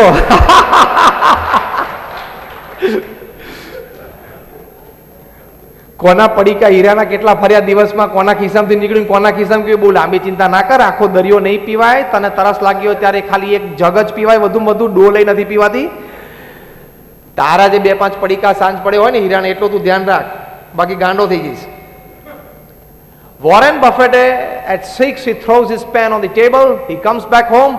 વોરેન બફેટને જ્યારે વચ્ચે જ પૂછ્યું કે રિયલી, ત્યારે વોરેન બફેટ બહુ સરસ બોલ્યા કે સવારે 9 થી સાંજે 6 હું બિઝનેસમેન છું, સાંજે 6 થી રાત્રે 10 હું ફેમિલી મેન છું. See this is balance. તો કોઈ દિવસ સ્ટ્રેસ નહીં આવે. તો આ સ્ટ્રેસ મેનેજ થશે. આ ટાઈમિંગ તમારે મેનેજ કરવા પડશે. વોરેન બફેટના પત્નીએ બીજી વાત કરી કે અમારા 50 વર્ષના લગ્ન જીવનમાં એક પણ દિવસ એવો બાકી નથી કે જ્યારે અમે અમારા સંતાનોને ભણાવવા માટે અડધો કલાક સાથે બેઠા ના હોય. એ સંતાનો મોટા થયા પછી અમારા પૌત્ર અને પૌત્રીને પણ અમે જ ભણાવ્યા. અને આજે અમારા પરપૌત્ર નાના બધા 1-2-3 વર્ષના છે, એટલે અમારા ગ્રેટ ગ્રેન્ડ ચિલ્ડ્રન, એને પણ અમે જ ટ્યુશન આપીએ છીએ. આજે 70+ વર્ષની ઉંમર પછી પણ વોરેન બફેટ એના પત્ની એમના ગ્રેટ ગ્રેન્ડ ચિલ્ડ્રનને રોજ સાંજે અડધો કલાક ટ્યુશન જાતે આપે છે. અને તમે લોકો તમારા સંતાનોને કે તમારા પૌત્રને એ શું ભણે છે ટ્યુશન આપવાની વાત તો પછી, એનો ખ્યાલ નથી રાખતા અને ટ્યુશનના સાહેબો રાખી દો છો. એટલે તમને ટ્યુશન પોસાય છે અને વોરેન બફેટને નહોતું પોસાતું એમ ને? વોરેન બફેટને બિચારાને ટ્યુશનના પૈસા નહીં પોસાતા હોય એવું હશે ને? એને પૂછ્યું વાય, કેમ? તો કે બાળકો નાના હોય ત્યારથી એની સાથે સમય કાઢ્યો હોય ને તો એ કૌટુંબિક ભાવના, આત્મીયતા થાય છે. ખાલી એને તમે ઇલેક્ટ્રોનિક રમકડું આપી દો એનાથી આત્મીયતા નથી થતી. You have two spend your quality time and your quantity time with your children, with your grandchildren, with your great grandchildren. If you don't, family values don't blossom. કૌટુંબિક ભાવનાઓ બ્લાઝમ થાય નહીં. ત્રીજી વાત કરી, વોરેન બફેટના પત્નીએ કીધું કે એક દિવસ પણ એવો નથી, સિવાય કે વોરેન બફેટ ઇન્ટરનેશનલ બહાર ટ્રાવેલ કરતા હોય ત્યારે, કે રોજ સાંજે જમ્યા પછી હું ને મારા પતિ વોરેન બફેટ અડધો કલાક સાથે ચાલવા ન ગયા હોય ગાર્ડનમાં, એવું મને કોઈ દિવસ યાદ નથી. હવે આ 3 પ્રશ્ન મારે તમને બધાને પૂછવાના કે રોજ અડધો કલાક સંતાનો સાથે રાત્રે બેસો છો? રોજ રાત્રે કુટુંબના બધા સભ્યો સાથે જમો છો? અને ત્રીજો, રોજ રાત્રે તમે પતિ પત્ની જેને 50, 60, 70 વર્ષ સાથે રહેવાનું છે તો અડધો પોણો કલાક એકબીજાને સમય આપીને કંઈ ચાલવા ગયા હોય, બેઠા હોય, એક પણ આંગળી ઊંચી નથી, ક્યાંથી હોય? આપણે બધાને અબજોપતિ બની જવું છે. હું બહુ કામ કરીશ ને બહુ મોટો ધંધો વિકસાવીશ ને એટલે અબજોપતિ થઈ જઈશ. જીવનમાં ખાલી પૈસાનો આનંદ નથી. There are many other joys in life. You don't miss out. એ તમને મોટી ઉંમરે ખબર પડશે, અત્યારે ખબર નહીં પડે. એટલે આ બેલેન્સ કરવું પડે. વોરેન બફેટ આ બેલેન્સ કર્યું, એ મૂર્ખ. અને આપણે રાત દિવસ ધંધાનો વિચાર કરીએ છીએ, એ આપણે ડાયા. વોરેન બફેટના પત્નીએ કીધું કે સાંજે 6 વાગે ને એટલે વોરેન બફેટ એમનો મોબાઈલ ઓફ કરી દે છે. આ તો બહુ જ અઘરું છે. 6 વાગ્યા પછી એને કંઈ કામ નહીં રહેતું એમ ને? અગેન તમને યાદ કરાવું છું, હું જે વ્યક્તિની વાત કરું છું $100 અબજ માણસ છે. હા, his personal wealth is more than the GDP of 130 countries individually. દુનિયાના 130 દેશોના વ્યક્તિગત જીડીપી કરતા આ માણસ મોટો છે. એટલે દુનિયાના 130 દેશમાંથી કોઈ પણ દેશને ઊભો ખરીદી લેવો હોય ને એટલી આ માણસમાં તાકાત છે. ઇન શોર્ટ, હું એની વાત કરું છું. એના બધા પૈસા લઈને સુરતમાં ઇન્વેસ્ટ કરે ને તો આખા સુરતને પૃથ્વીની જેમ ફેરવી નાખે. તંત્ર અડધું સુરત બેઠું ખરીદી લે એવી તાકાત છે એની. એ માણસની આ વાત ચાલે છે. હા, તો મેં તમને એક વ્યક્તિની વાત કરી, આવી 50 વ્યક્તિઓની વાતો મને ખબર છે. They have understood life. જીવન શું છે ને સમજ્યા છે. એટલે વોરેન બફેટને ક્યારેય ટેન્શન નથી. અને આપણે 6 વાગ્યા પછી મોબાઈલ ચાલુ રાખીએ છીએ. 6 વાગ્યા નહીં, રાત્રે 11 વાગે, રાત્રે 11:30 વાગે, 11:15 વાગે સુતી વખતે પણ પાછો મોબાઈલ જોઈએ. કોઈનો વોટ્સઅપ છે, કોઈનો SMS છે. તે રાત્રે 11 વાગ્યા સુધી તું મોબાઈલ ચાલુ રાખે છે એટલે તું પ્રાઇમ મિનિસ્ટર ઓફિસમાંથી કોઈ ફોનની અપેક્ષા રાખસ? તને એમ કે તને 2G વિશે ને સ્પેક્ટ્રમ વિશે ને કોલ સ્કેમ વિશે બહુ ખબર છે એટલે કોઈક દિવસ જોઈન્ટ પાર્લામેન્ટરી કમિટી માટે તને PMO માંથી ઇન્વિટેશન આપે એમ તમે માનો છો? આ તો કદાચ નરેન્દ્રભાઈને તમારી તાત્કાલિક જરૂર પડી એવું તમે માનો છો? ભાઈ, તમારી જરૂર કોઈ નથી. આજે ખાલી આ સેમિનાર પતે પછી ટ્રાય તો કરજો. બંધ નહીં, સાયલેન્ટ ઉપર રાખજો ને ફોન આવે તો જોજો. ઇમરજન્સી હોય ને, જન્મ મરણનો ખેલ હોય ને તો ફોન ઉપાડજો. બાકી રિંગ જવા દેજો, ભલે મિસ કોલમાં જાય. તમે જુઓ તો ખરા, કાલ સવારે ભારતના પ્રધાનમંત્રી કે ભારતના રાષ્ટ્રપતિ કે સુપ્રીમ કોર્ટના જજ કે મુખ્યમંત્રી કે કોઈ મિનિસ્ટર કે કોઈ મોટી વ્યક્તિ તમારી પરવાનગી વગર, તમને જણાવ્યા વગર રાજીનામું આપે છે કે નહીં? તમને એમ છે કે કદાચ એ લોકોને કંઈક મોટો નિર્ણય લેવો અને મારી જરૂર પડી એટલે હું 12 વાગે ફોન ચાલુ રાખું છું? આપણા જેવા ભારતમાં 125 કરોડ છે. આપણે કોઈએ કેફ રાખવાની અમારે કે તમારે જરૂર નથી કે મારા વગર છે ને સ્વામી મારે તો ફોન ચાલુ જ રાખવો પડે. મારા વગર આ તંત્ર અટકે. બધા ઘણા શબ્દ બોલે છે, મારા વગર આ તંત્ર અટકે. એકચ્યુઅલી તારા વગર વધારે સારું ચાલશે. ટ્રાય કર, બોલ. કારણ કે મિસિસ ઇન્દિરા ગાંધી હતા ને ત્યારે ભારત એવું માનતું હતું કે મિસિસ ગાંધી વગર ભારત ના ચાલે. જ્યારે ઈરાનના શાહ હતા ને ત્યારે લોકો માનતા હતા કે શાહ ના હોય ને તો ઈરાન ના ચાલે. 25 વર્ષ ઈરાન ઉપર રાજ કર્યું. જ્યારે રોનાલ્ડ રેગન અમેરિકાના પ્રેસિડેન્ટ હતા ને ત્યારે લોકોને એમ થતું કે આવો પ્રેસિડેન્ટ હોય ને તો જ અમેરિકા સંભવે, બાકી અમેરિકા મહાસત્તા ના રહી શકે. રેગન તો જોઈએ જ. આજે 3માંથી કોઈ નથી ને તોય 3 દેશોએ ખૂબ પ્રગતિ કરી. એમ તમે કદાચ કુટુંબમાં ના હો ને તો કુટુંબ સુખી હોઈ શકે, ચિંતા નહીં કરવાની. ઘણા બધાના ઘરે તમે સવારે 9 વાગે ઘરેથી નીકળતો છો ને એટલે ઘણા બધાને થતું હશે કે હા હવે સાંજે 6 વાગ્યા સુધી ખાલી જગ્યા તમે પૂરી હો, શાંતિ. આ સ્ટ્રેસ મેનેજમેન્ટ. તમે સવારે 9 વાગે ઘરેથી નીકળો એટલે ઘરમાં ઘણા બધાને એમ થતું હશે કે હવે સાંજે 6 વાગ્યા સુધી શાંત. જો બધા બોલે છે મોઢેથી, એટલે કોઈએ આપણે એવું માની લેવાની જરૂર નથી કે મારા વગર ઘર ન ચાલે, મારા વગર ધંધો ન ચાલે, મારા વગર વહીવટ નહીં ચાલે. બધું જ ચાલશે, વધારે સારું ચાલશે. You manage your time. સમય મેનેજ કરીને બેલેન્સ કરો, નહીં તો પ્રોબ્લેમ આવશે જ. એટલે 8+8+8ની સિસ્ટમ બને ત્યાં સુધી એન્ફોર્સ કરવાનો પ્રયત્ન કરજો. એમાં છેલ્લા 8ની આપણે વાત ચાલે છે કે ફેમિલી, એવી જ રીતે ફ્રેન્ડ્સ, એવી રીતે હેલ્થ, હાઇજીન અને હોબી. સ્વાસ્થ્ય માટે પણ થોડો પ્રયત્ન કરજો, નહીં તો ત્યાંથી પણ સ્ટ્રેસ જન્મી શકે છે. હા, તમારી 25, 30, 35 વર્ષની ઉંમર બ્લડ પ્રેશર, ડાયાબિટીસ ચાલુ થશે ને એટલે તણાવ આવશે. Doctor am right or wrong? આવશે જ. એ તમે લગ્ન પ્રસંગમાં ગયા હોય ને ફર્સ્ટ ક્લાસ સુરતી ઘારી ઘીની લસબસતી પડી હોય ને તમે ખાઈ નહીં શકો ને, એમાંથી તણાવ જન્મશે. Stress can come by that way also. એટલે હેલ્થ અને હાઇજીન ઉપર અત્યંત ધ્યાન રાખજો. સુરતમાં ઓબેસિટીના પ્રશ્નો બહુ વધવા માંડ્યા છે, એટલે કે સ્થૂળપણું, જાડાપણું, એના પ્રશ્નો બહુ વધતા ગયા. કારણ કે અહીંના ખોરાકમાં તેલ મુખ્ય છે. શાક ને બધું જે તેલમાં તરતું હોય છે ને, ભયંકર છે. સુરતમાં હાર્ટ એટેક, કાર્ડિયાક એરેસ્ટનો રેટ પોપ્યુલેશન પ્રમાણે પણ બહુ જ ઊંચો છે. એનું કારણ આ છે બેઠાડું જીવન. ઓબેસિટી, એસી ઓફિસમાં તમે 8-10 કલાક રહો એટલે જાડાને પોળા થવા જ માંડવાના. એટલે હેલ્થ માટે, એક્સરસાઇઝ માટે પણ અડધો-પોણો કલાક રોજ કાઢવો જોઈએ, તો તમે મેનેજ કરી શકશો. હેલ્થમાં એક્સરસાઇઝની સાથે સાથે આમાં હું ડીપ જતો નથી, કારણ કે આ તો બધા ઘણા બધા ટ્રેનર્સ હોય જે કરે છે. પણ યોર ફૂડ હેબિટ્સ, શાસ્ત્રમાં લખેલી વાત તમે લોપો ખોરાક સંબંધી, એટલે પણ સ્ટ્રેસ આવશે. Now we are coming to the 4th point. Stress ક્યાંથી આવે છે? શાસ્ત્રમાં લખેલું છે કે સવારે રાજા જેવું ખાવું, બપોરે શેઠ જેવું ખાવું અને સાંજે ભિખારી જેવું ખાવું. આપણે રિવર્સ થઈ ગયું. આપણું મેઇન ફૂડ ડિનર થઈ જાય છે ને, રાત્રે પાર્ટીઓમાં ગયા હોય એટલે ભરપેટ ભોજન. તમે 9 વાગ્યા પછી રાત્રે જમો અને રાત્રે સુવો, તમે ગમે તેટલી એક્સરસાઇઝ કરો ને તો તમારું પેટ બહાર આવે કે રહે જ નહીં. જેનું પેટ બહાર હશે ને બધા તમે 8:30 પછી જમતા હશો, 9 વાગ્યા પછી. હેપન્સ. એક આ વાત લખી છે. બીજું લખ્યું છે ગરમ ગરમ જમવું અને ઠંડા પાણીએ નાવું. આપણે રિવર્સ થઈ ગયું. ઠંડુ ઠંડુ ફ્રીજનું જમવું અને ગરમ પાણીએ નાવું. ઇફેક્ટિંગ યોર હેલ્થ. અહીંથી સ્ટ્રેસ જન્મી શકે છે, કારણ કે તમારી હેલ્થ બગડે છે. પ્રમુખ સ્વામી મહારાજ એક આગળની સરસ વાત કરી છે.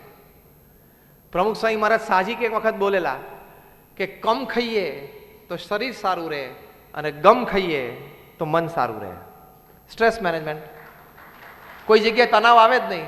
શરીર સારું રહે અને મન સારું રહે તો તણાવ આવવાની શક્યતા જ નથી. એટલે યોર ફૂડ હેબિટ્સ, શાસ્ત્રમાં લખેલું છે. શ્રીમદ ભગવદ્ ગીતામાં ભગવાન સ્વામિનારાયણે પણ વચનામૃતમાં લખ્યું છે, વિષયા વિનિવર્તન્તે નિરાહારસ્ય દેહિનઃ. અત્યંત ખોરાક ઉપર સંયમ જોઈએ. ઘણા તો પેટ આમ ગટર હોય ને એવી રીતે અંદર બધું નાખ કરે છે.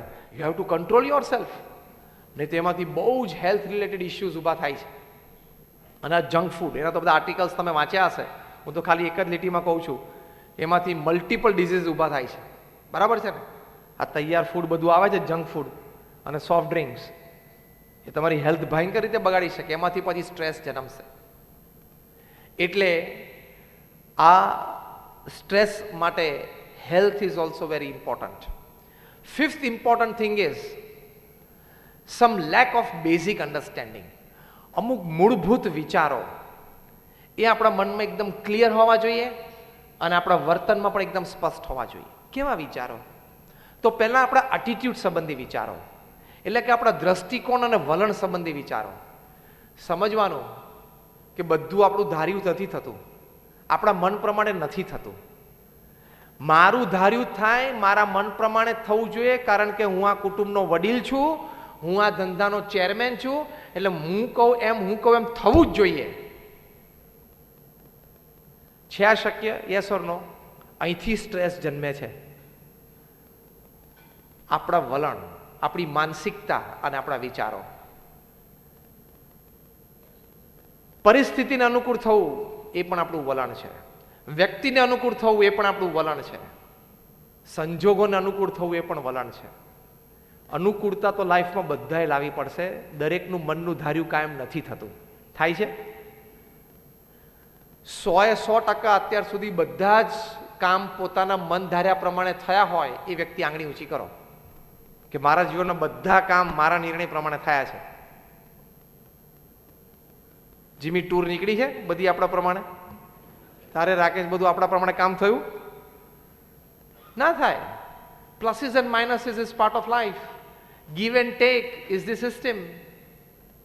High and lows are the rule of the law, rule of the land. તો એ વખતે વલણ સવડું રાખવાનું, અભિગમ સરખો રાખવાનો, તો મન બગડે નહીં. એ બહુ જ જરૂરી છે. તુકારામ હતા, એમને જીવનમાં કેવો પ્રસંગ બની ગયો. એમના જીવનનો જે પ્રસંગ બન્યો આપણા જીવનમાં આવે ને તો સખત સ્ટ્રેસ આવે, તણાવ.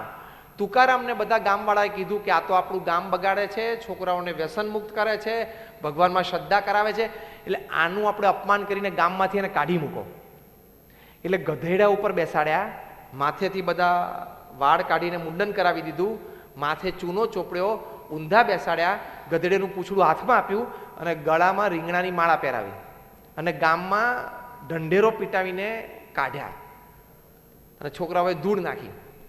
હવે કેટલું અપમાન કહેવાય. ઘરે પાછા આવ્યા ને ગધેડા પરથી ઉતર્યા એટલે એમના પત્નીએ કીધું કે હું તો આપઘાત કરી નાખું છું. મારા પતિનું આવું અપમાન ગામમાં હું સહન ન કરી શકું. કાલે સવારે કુએ મારે પાણી ભરવા જવું ને લોકો મને શું કહેશે, કેમ જોશે. તુકારામ એમના પત્નીનો હાથ પકડીને અંદર લઈ ગયા કે જો આમાં શું ખોટું થયું? અરે કે શું બધું ખોટું થયું? આપણું આટલું અપમાન થયું? તુકારામ કે જો આપણા લગ્ન 18 વર્ષ પહેલા થયા ત્યારે આપણે ઘોડે સવારી થઈ નહોતી, ગામમાં આપણો વરઘોડો નીકળ્યો નહોતો, ત્યાં આજે આ લોકોએ મફતમાં કાઢ્યો. ફેરફાર એ વિચારધારામાં જ કરવાનો છે. બીજું, આપણે ગરીબ છીએ, છેલ્લા 6 મહિનાથી હું વાળ નહોતો કપાવી શક્યો, તો આ લોકોએ વાળ કાપી આપે અને પાછો ચૂનો ચોપડ્યો ને એટલે હવે ખોળો પણ નહીં થાય, ડેન્ડ્રફ એનો ઇસ્યુ પણ જતો રહ્યો. અને ત્રીજું, લે આ રીંગણાની માળા. આપણે અઠવાડિયાથી શાક નહોતું ખાધું, રોટલો અને છાશ જ ખાતા હતા. શાક કરને આપણે બે ખાઈએ, ગામને જે બોલવું એ બોલે, ગામને જે બોલવું હોય એ બોલે. હવે આ વ્યક્તિને ક્યારેય સ્ટ્રેસ આવે નહીં તો બીજી કોઈ વ્યક્તિ હોય ને આ અપમાનની નીચે દબાઈ જાય. આવું મારું અપમાન, લોકો હવે શું જોશે, મને શું વિચારશે. તુકારામને કાંઈ નહોતું. જે થયું એમાંથી પોઝિટિવ શું લેવાનું એટલું જ વિચાર કરવાનો, તો સ્ટ્રેસ નેવર કમ્સ. તણાવ આવે જ નહીં. આપણા જીવનમાં પણ જે જે પ્રસંગો બને છે ને એમાં તમે આવું સવડું વિચારી શકો છો તો સ્ટ્રેસ નહીં આવે. It has been proved that what happens with you is only 10%. How you take it is 90%. તમારી સાથે જીવનમાં કોઈ પણ ઘટના બને ને એની ઇમ્પેક્ટ 10% જ હોય છે. તમે એ ઘટનાને કેવી રીતે લો છો, જુઓ છો ને એની ઇમ્પેક્ટ 90% હોય છે. What happens with you is 10%. How you take it is 90%. પ્રમુખ સ્વામી મહારાજ એમના જેટલા સન્માનો થયા છે ને, દુનિયાની મોટી મોટી પાર્લામેન્ટ, કેન્યા કે બ્રિટિશ પાર્લામેન્ટમાં સ્ટેન્ડિંગ ઓવેશન સાથે પ્રમુખ સ્વામી મહારાજના સન્માન થયા છે. અને એવા જ પ્રમુખ સ્વામી મહારાજના અજ્ઞાની લોકોએ તિરસ્કાર કરીને અપમાન પણ કર્યા છે. આ બંને પરિસ્થિતિમાં પ્રમુખ સ્વામી મહારાજનું સંતુલન અમે નજરે જોયું છે. સ્થિરતા. કોઈ માન આપે, હાર પહેરાવે ને કી ટુ ધ સિટી આપે અને સ્ટેન્ડિંગ ઓવેશન કેનેડાની પાર્લામેન્ટમાં 540 સાંસદો પ્રમુખ સ્વામી મહારાજ માટે ઊભા થઈ ગયેલા, તો એ પ્રમુખ સ્વામીના ચહેરા ઉપર મને આવું માન મળે છે એવી એક લકીર નથી.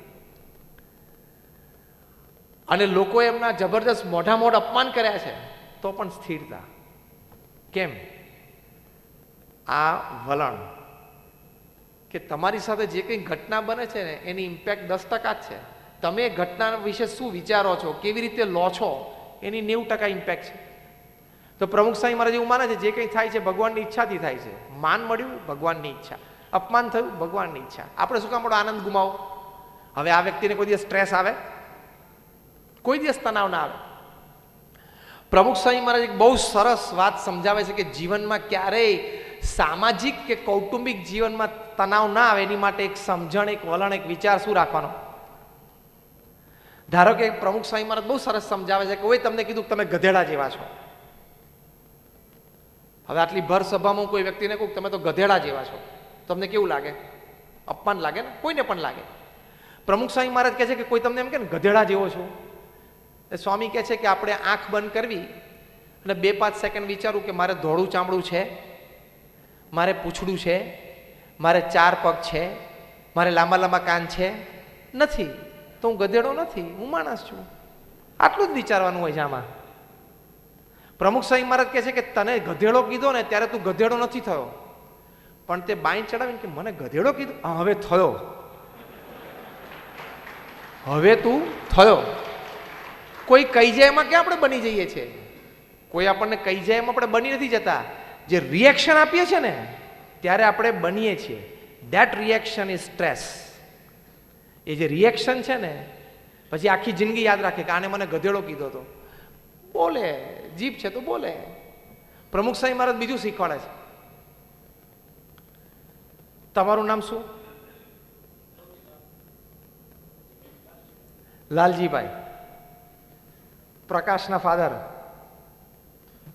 હા, આપણે મળ્યા છીએ. તમને કોઈ એમ કે આમ હાથ લાંબો કહીને કે તમે તો લાલજીભાઈ ગધેડા જેવા છો, તો આટલું જ વિચારવાનું છે. અને બીજું તમારી સામે જોઈને કહું કે કાંતિભાઈ અહીંયા હો, તો તમે મને શું કહો? હું કાંતિ નથી. તમે બોલ્યા ને કે હું કાંતિ નથી, હું લાલજીભાઈ છું. એમ કોઈ ગધેડો કે ત્યારે આટલું જ કહેવાનું, ભાઈ હું ગધેડો નથી, હું મુકેશ, ચિરાગ, અનિલ એટલો જ છું, હું ગધેડો નથી. તમારે ક્યાંક જોવામાં ફેર લાગે, આટલું જ કહેવાનું છે. બહુ સ્થિરતા રાખવાની, બહુ જ ધીરજ રાખવાની. તમને કોક એક શબ્દમાં ઇગ્નાઇટ કરી જાય એટલા બધા તમે વીક છો. કોક એક શબ્દ નાખે અને તમે ઇગ્નાઇટ થઈ જાઓ એટલા બધા વીક છો. હા કે ના? હા કે ના બોલો? ના. તો હવે કોક ગધેડો કે ત્યારે રિએક્શન બરોબર આપજો, મેં શીખવાડ્યું એવી રીતે. હા, રોજ સવારે પોતાની જાતને કહેવાનું I am not that weak that anybody can ignite me anytime. કોક મારો ટેમ્પરામેન્ટ ને મારો મૂડ એક સેકન્ડમાં અને એક શબ્દમાં ફેરવી નાખે એટલો બધો હું નિર્બળ નથી. આપણે છે ને આપણા બધા મૂડ ની ચાવીઓ બીજાને આપી રાખી છે. તમે જોજો, એક સેકન્ડમાં કોક આપણને મૂડલેસ કરી નાખે, એક સેકન્ડમાં કોક આપણને મૂડમાં ચડાવી દે. આપણે ચાવીઓ બીજાને આપી રાખી છે એટલે સ્ટ્રેસ આવે. પાર્ટીમાં કોઈ સારા કપડાં પહેરીને આવ્યો અને 3 જણાને તમે વારાફરતી મોકલો ને કે આ જામતું નથી, પછી 2 મિનિટ પછી પાછો બીજો જાય, કોમ્બિનેશન કેમ આવું પહેરી લાવ્યો? કોઈક ત્રીજો જાય કે ભૂરું લાલ પહેરાતું હશે, પેલો પાર્ટીમાંથી જતો રહ્યો કપડાં બદલાઈને આવે. એટલું આપણું માનસ વીક હોય છે. ભાઈ તે નક્કી કર્યું, તે પહેર્યું છે ને, એન્જોય, સિમ્પલ. અમે આ કપડાં પહેરીને આખી દુનિયામાં ફરી તો લોકો જોયા કરે કે આ શું પહેરે છે, ફાઇન, એ જોવે તો એ જોવે. મને જે ગમ્યું, જે સારું લાગ્યું, મારા ગુરુની જે આજ્ઞા છે એ પ્રમાણે છે, it's fine, it's okay, you live your life. તમે તમારી લાઈફ પરફેક્ટ એટીટ્યુડથી જીવતા હો ને તો કોઈ તમને ડિસ્ટર્બ નહીં કરી શકે. એટલે પછી તમે શું કામ સ્ટ્રેસમાં આવી જાઓ? તમે કેવી રીતે સ્ટ્રેસમાં આવી જાઓ? પિયુષને આજે કહેજો, હવે મને પકડાયું, ધર્મનંદન પિયુષ મુંબઈમાં અમે ખૂબ મળેલા. કોક તમને આપણને શું કામ ડિસ્ટર્બ કરી જાય? The moment you get disturbed, you are a very weak person. Swami Vivekananda kehta કે if you want to check how strong you are, check the number of times you get disturbed in a day. તમે કેટલા તાકાતવાન છો એ તમારે check કરવું હોય તો કેવી રીતે ચેક કરવું? દિવસમાં કેટલી વખત વગર કારણે તમારું મોઢું દિવેલ પીધેલું થઈ જાય છે? તમે ફર્સ્ટ ક્લાસ એસી ઓફિસમાં બેઠા હોય, તમારા 3 ગ્રાહક બેઠા હોય, સારો ધંધો લઈને આવ્યા હોય, તો એ ખાલી માહિતી મળે ને કે તમારા પ્રતિસ્પર્ધીને તો બેલ્જિયમમાં એક મોટો ઓર્ડર મળ્યો, અહીં બેઠો બેઠો ડાઉન હશે, એટલે આ વાતમાં કંઈક તથ્ય તો હશે. એની ખીચડી એ ખાય છે, તારી ખીચડી તું ખાય છે, શું કામ તકલીફ કરે? અને everybody cannot become Mukesh Ambani, Ratan Tata અને સુનિલ ભારતી મિત્તલ. નહીં તો કોણ પછી એને ત્યાં કામ કરશે? બધા મુકેશ અંબાણી, રતન ટાટા બની જાય તો પછી એને ત્યાં કામ કોણ કરશે? એટલે એટીટ્યુડ્સ સવડા રાખવાના, અભિગમ સવડા રાખવાના. પરિસ્થિતિ એવી ઊભી થઈ. પ્રમુખ સ્વામી મહારાજ એક વખત ન્યુયોર્કમાં હતા. એમની જે રૂમ, મુલાકાત રૂમ બહુ નાની છે ત્યાં, કારણ કે જૂનું 70ની સાલનું બાંધકામ હતું. કોઈએ પ્રમુખ સ્વામી મહારાજને કહ્યું કે આ રૂમ બહુ નાની છે. પ્રમુખ સ્વામી મહારાજ સ્પોન્ટેનિયસ બોલ્યા, નાની હોય ને તો સારું, પાવર ઓછો બળે, એસી ઓછું બળે. એક જ અઠવાડિયા પછી પ્રમુખ સ્વામી મહારાજ ટોરન્ટોમાં હતા. ત્યાં નવું બાંધકામ થયેલું, રૂમ મોટી હતી. એ જ વ્યક્તિએ કીધું કે બાપા રૂમ આવડી મોટી જોઈએ. સ્વામી કે રૂમ મોટી હોય ને તો વધારે હરિભક્તો આવી શકે ને આપણે મળી શકીએ, રૂમ મોટી જોઈએ. રૂમ નાની હતી ત્યારે પણ સવડું પડ્યું, રૂમ મોટી થઈ ત્યારે પણ સવડું પડ્યું. આપણે રિવર્સ થઈ જાય છે ને એટલે સ્ટ્રેસ આવે છે. નાની રૂમમાં બેઠા હોય ત્યારે મોટી જોઈએ, અને મોટી રૂમમાં હોય ત્યારે ક્યાં વાળતો નથી, કચરો નથી વાળતો, પડ્યું છે સાફ નથી, નાની હોય જ સારું. જે વખતે જે પરિસ્થિતિ થઈ એ પરિસ્થિતિને તમે જો ધારો ને તો તમારા એડવાન્ટેજ માટે ઉપયોગ કરી શકો. ટોપ મેનેજમેન્ટ ગુરુઝ, ફોર્ચ્યુન 500 કંપનીઝના સીઈઓને આ શીખવાડે છે. જે 10,000, 25,000, 50,000 કરોડના વહીવટ કરે છે ને એ બધાને આ શીખવાડે છે. Ken Blanchard, Jim Collins. ગમે તે પરિસ્થિતિ ઊભી થઈ ને, માન કે અપમાન, તિરસ્કાર, ખોટ, લાભ, એને તમે ખૂબ સારી રીતે સમજીને પરિસ્થિતિને ફેરવી શકો તમારા એડવાન્ટેજ માટે. તમને આવડવું જોઈએ. બધું લખાણ ઉપર છે, રજૂઆત, દલીલ, બધું વકીલો કહે છે ને બધું લખાણ ઉપર છે. શબ્દ કયા વાપર્યા, એક શબ્દ ઉપર રમત આમ થઈ જાય અને એક શબ્દ ઉપર રમત આમ થઈ જાય. એમ કોઈ ગધેડો કે તો આપણે આટલું જ વલણ રાખવાનું છે. એટલે that is very very helpful. એટલે આ વલણ, અભિગમ. પ્રમુખ સ્વામી મહારાજ ઘણા વર્ષો પહેલા ફાર્ગો ગાડીમાં વિચરણ કરતા હતા. એક વખત એવું બન્યું કે કંઈક 4-6 મહિનાના ગાળામાં 3 એક્સિડન્ટ થયા. એટલે કોઈએ કીધું પ્રમુખ સ્વામીને કે આ ગાડી બહુ અપશુકનિયાળ છે, કાઢી નાખવી જોઈએ. 6 મહિનામાં 3 એક્સિડન્ટ થયા. પ્રમુખ સ્વામી કે શુકનિયાળ કહેવાય, 3 થયા તો કોઈ મર્યું નથી. અભિગમ, પોઝિટિવ એટીટ્યુડ. આને ક્યાં સ્ટ્રેસ આવે? આવી વ્યક્તિને આવા વિચારધારા હોય ને એટલે એને સ્ટ્રેસ આવે જ નહીં, કોઈ દિવસ એને તણાવ આવે જ નહીં. એટલે અભિગમ અને વલણ પણ હંમેશા સવડા રાખવા. નોટ બીકોઝ કે you have to keep it, because there is always some positivity in the worst negative situation. ગમે તેવી નેગેટિવ સિચ્યુએશન લાઈફમાં ઊભી થાય ને એમાં પણ કંઈક તો સારું છે. પિકઅપ દેટ, તો બાકીનું સારું થઈ જાય. આખો રૂમાલ ગંદો હોય પણ છતાં આપણે ઉપાડવો જ પડે હોય તો આપણે કઈ જગ્યાએથી ઉપાડીએ છીએ? કપડું કે જ્યાં થોડુંક ચોખ્ખું દેખાય ત્યાંથી એ ઉપાડે આખું કપડું ઉપડી જાય છે ને. એ પરિસ્થિતિમાં જ એ અભિગમ એ રાખવો ખૂબ જરૂરી છે. અને એક છેલ્લો અભિગમ, ફેમિલી, ફ્રેન્ડ્સ એન્ડ ફેઇથ. ભગવાનમાં શ્રદ્ધા. ભગવાનમાં શ્રદ્ધા હશે એટલે ભગવાનના કરતાપણામાં શ્રદ્ધા. ભગવાનમાં શ્રદ્ધા એટલે ખાલી આપણે પ્રાર્થના કરીએ છીએ એવું નહીં. હા, ભગવાનમાં શ્રદ્ધા એટલે ભગવાનના કરતાપણામાં. મારા ધંધામાં કરોડો રૂપિયાની કરોડ લાભ થયો તો પણ ભગવાનના આશીર્વાદ, અને કદાચ ખોટ ગઈ તો પણ ભગવાનની ઈચ્છા. તો સ્થિરતા રહેશે, તો તણાવ નહીં આવે, સ્ટ્રેસ નહીં જન્મે. જ્યારે 2001માં ભુજમાં ભૂકંપ આવ્યો ને ત્યારે ઘણી બધી સ્વિસ ને ઇન્ટરનેશનલ ટીમ્સ, બધી રેસ્ક્યુ ટીમ્સ કચ્છમાં આવેલી. એમાં ઇઝરાયલની ટીમ હતી, મિસ્ટર શોલોમ એના હેડ હતા. એ મિસ્ટર શોલોમ બધી જગ્યાએ ફર્યા. પછી એક વસ્તુ એમને માર્ક કરી કે આ કચ્છમાં ભુજમાં આટલો ભૂકંપ આવ્યો, ઘણા બધા લોકો મૃત્યુ પામ્યા, પણ કે એક વસ્તુ મેં જોઈ કે લોકોના ચહેરા ઉપર બરોબર દુઃખ હતું પણ સ્થિરતા હતી. અને ઘણા બધાને મળ્યો કે તમારે તો કે મારા 4 કુટુંબીજનો આ ઘર નીચે દબાઈ ગયા છે. હવે જ્યારે આર્મીના જવાન કે રેસ્ક્યુ ટીમ આવીને બધું ખસેડે ત્યારે અંદરથી એના ડેડ બોડી નીકળશે. આવી પરિસ્થિતિમાં લોકોએ દિવસો કાઢ્યા છે. એવા લોકોને મિસ્ટર શોલોમ મળ્યા. એમણે અમને સંતોને વાત કરી હતી કે લોકોને દુઃખ તો હતું, થાય કોઈ પણ વ્યક્તિને, પણ સ્થિરતા બહુ હતી. લોકો એમ જ બોલતા હતા કે હશે હવે કુદરતની ઈચ્છા, બીજું શું. મિસ્ટર શોલોમ બોલ્યા, આ જ ઘટના જો કોઈ પશ્ચિમના દેશમાં થાય તો જેટલા મર્યા છે ને એનાથી અડધા તો લગભગ આપઘાત કરી મરી જાય કે હવે મારા કુટુંબીજન બધા મરી ગયા, મારે જીવવાનું શું કામ છે. અને આપણે ત્યાં તો એવા પ્રસંગો હતા કે એના 4 5 કુટુંબીજનો ઘર નીચે દબાઈ ગયા હોય ને છતાંય વ્યક્તિ કોઈક જગ્યાએ કાઉન્ટર ઉપર ઉભા રહીને ફૂડ સર્વ કરવાનું ચાલુ કરે, કોઈક જગ્યાએ સેવામાં જોડાઈ જાય કે હવે જે થવાનું તો થયું પણ હવે જે બચ્યું છે તો રહીએ. આ મેન્ટાલિટી જ વેસ્ટમાં નથી, એવું મિસ્ટર શોલોમે કહ્યું. ભગવાનમાં શ્રદ્ધાથી જીવનમાં કપરી પરિસ્થિતિ સહજતાથી ઓળંગી શકાય છે.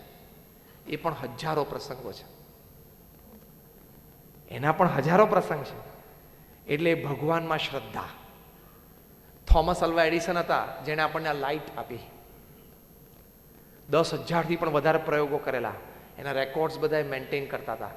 એક દિવસ રાત્રે આગ લાગી, એડિસન ઇન્ડસ્ટ્રીઝ આખી આગમાં ખાખ થઈ ગઈ.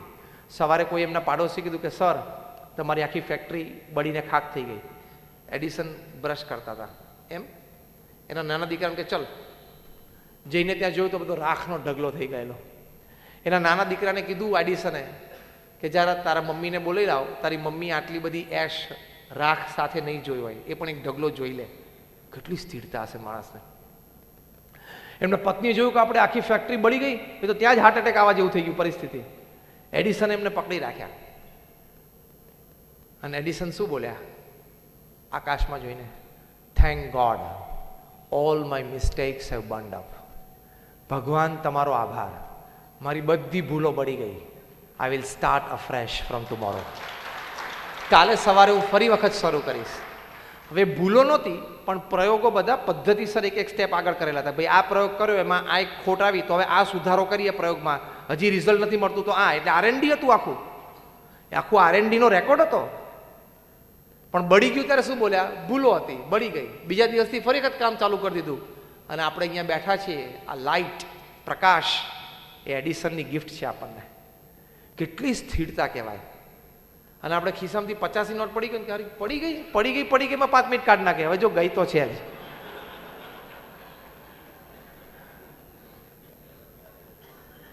અમુક વસ્તુ જીવનમાં સ્વીકારી લેવાની એટલે સ્ટ્રેસ ના આવે કોઈ દિવસ. ભગવાનમાં શ્રદ્ધા હોય એને કોઈ દિવસ સ્ટ્રેસ આવ્યો જ નથી. થોમસ અલ્વા એડિસનને ના આવ્યો, મીરાબાઈ તુકારામ નરસિંહ મહેતાને ના આવ્યો.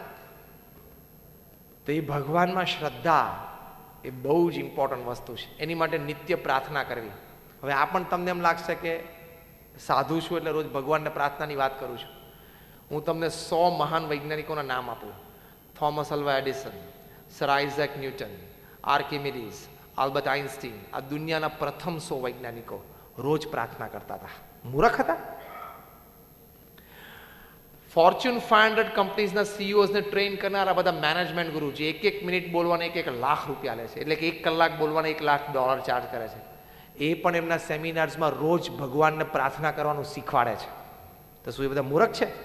એને સાંભળનારા મૂર્ખ છે? એટલે ભગવાનમાં શ્રદ્ધા. અને તમે આંખ ખુલ્લી રાખીને જુઓ ને તો પણ ભગવાનના કર્તૃત્વ શક્તિ, ભગવાનમાં શ્રદ્ધા મનાય. એકવાર સેમિનારમાં હું વાત કરતો ત્યારે મને કોઈ પૂછ્યું કે તમે ભગવાનની વાત કરો, તમે ભગવાનને જોયા છે? મેં કહ્યું હા જોયા છે. Confidently I said yes I have seen God. તો કે હા. મેં કહ્યું એવરી ડે 24/7 365 જોઉં છું. તો કે અમને દેખાડી શકો? મેં કહ્યું હા. તો મને કે ક્યારે? મેં કહ્યું હમણાં. બોલો, સ્થિર થઈ ગયા બધા. Can you show us God? I said yes. When? I said now. અત્યારે. રોજ આપણે સૂર્યને જોઈએ છે ને, શાસ્ત્રમાં સૂર્યને દેવ કયા છે. પણ ચાલો તમે શાસ્ત્રની વાત ના માનો, લેટ મી ટોક સાયન્સ. હું વિજ્ઞાનની વાત કરું. ભગવાનનું પહેલું લક્ષણ શું? Power, energy. એ ભગવાનની પહેલી શક્તિ છે ને. સૂર્યનો પાવરનું રિપ્લેસમેન્ટ છે? ધારો કે કોઈ કારણસર કાલ સવારે સૂર્ય એમ કે આજે આપણે નથી ઉગવું, ચલો, તો આ નાસાના બધા વૈજ્ઞાનિકો, યુરોપિયન સ્પેસ એજન્સીના વૈજ્ઞાનિકો, આપણા ઈસરોના બધા વૈજ્ઞાનિકો, પૃથ્વી ઉપર 5000 વૈજ્ઞાનિકો ભેગા થાય, આસ્તિક હોય આસ્તિક ને નાસ્તિકના સરદાર હોય નાસ્તિક, પણ એ 5000 વૈજ્ઞાનિકોની તાકાત છે કે સૂર્ય ના ઉગે તો અજવાળું પાથરી શકે પૃથ્વી ઉપર? યસ ઓર નો? પૃથ્વી ઉપર સળગાવા જેવી જેટલી વસ્તુ છે ને બધી સળગાવો, તેલના કુવા ને કાગળ ને કાપડ ને બધું, તો એ સવાર પડે? સવારે તો એ ઉગ્યા ને 9 કરોડ માઇલ દૂર છે, 13 લાખ કિલોમીટર દૂર છે, ત્યાંથી ઉગ્યા ને પછી જ સવાર પડે. એનું કોઈ રિપ્લેસમેન્ટ જ નથી. That is God, A power. આ સીધું દેખાય છે ને કે ભગવાન છે. ત્યાં સૂર્ય ઉપર હમણાં નાસાએ શોધ્યું, હું 10 મિનિટ વધારે લઉં તો ચિંતા નથી ને? બધાને જમવાનું છે જ, પ્રેમથી, એટલે ચિંતા ના કરતા. આ તો શું પેલું પાછળ બધું ગોઠવા માંડ્યું, સુગંધ આવવા માંડે ને તો પાછો પ્રશ્ન. હમણાં નાસાએ શોધ્યું કે સૂર્યની સરફેસ ઉપરથી ગરમી અહીંયા આવે છે. તમે વિચાર તો કરો, 13 લાખ કિલોમીટર દૂરથી આટલી ગરમી ફેંકી શકે. સૂર્યની સપાટી ઉપર દર સેકન્ડે 60,000 કરોડ ટન હાઇડ્રોજન ગેસ હિલિયમમાં ફેરવાય છે.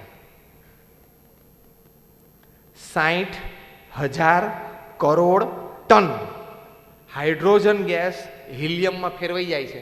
એની જે હીટ ઉત્પન્ન થાય છે, જે તેજ ઉત્પન્ન થાય છે ને, એમાંથી 2 કિરણો પૃથ્વી પર પડે છે અને 50 કરોડ યોજન પૃથ્વી પર અજવાળા પાથરી દે છે. આવી તાકાત. આપણે સૂર્યની વાત કરી અત્યાર સુધીમાં કેટલો ગેસ ફેરવાઈ ગયો? પતી ગયું. તમારા સુપર કોમ્પ્યુટરે પતી ગયા, કેલ્ક્યુલેટર તો પતી ગયા, મોબાઈલના સુપર કોમ્પ્યુટરે પતી ગયા. ઝીરો આટલા આવવા જોઈએ ને ડિજિટમાં.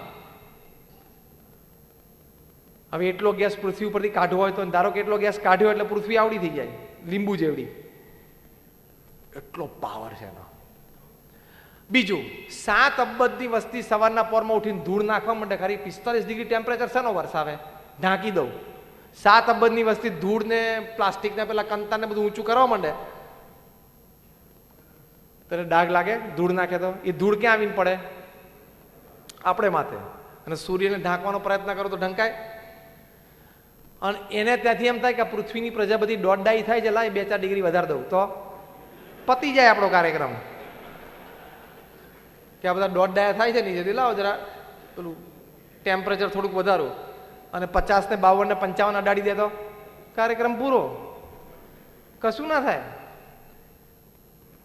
આ તો એક સૂર્યની વાત કરી. આવા 1000 ફેક્ટર્સ એવા છે કે જે આપણી લાઈફ એની ઉપર આપણે ડિપેન્ડન્ટ છે. એક ભગવાનની શક્તિ છે. 400 વૈજ્ઞાનિકોની સભામાં મેં પ્રશ્ન પૂછેલો, મને 400 માંથી કોઈ જવાબ નથી આપી શક્યા. મેં કહ્યું, આ ગુરુત્વાકર્ષણનો ફોર્સ છે ને, જેના લીધે આપણે પૃથ્વી ઉપર ખેંચીને રહીએ છીએ, એને નામ આપણે ગ્રેવિટેશન આપ્યું છે. એ ક્યાંથી જન્મે છે? આટલી બધી તાકાત, ખેંચવાની તાકાત પૃથ્વીની, ગ્રેવિટેશન, એનો ઉદ્ભવ સ્થાન શું છે?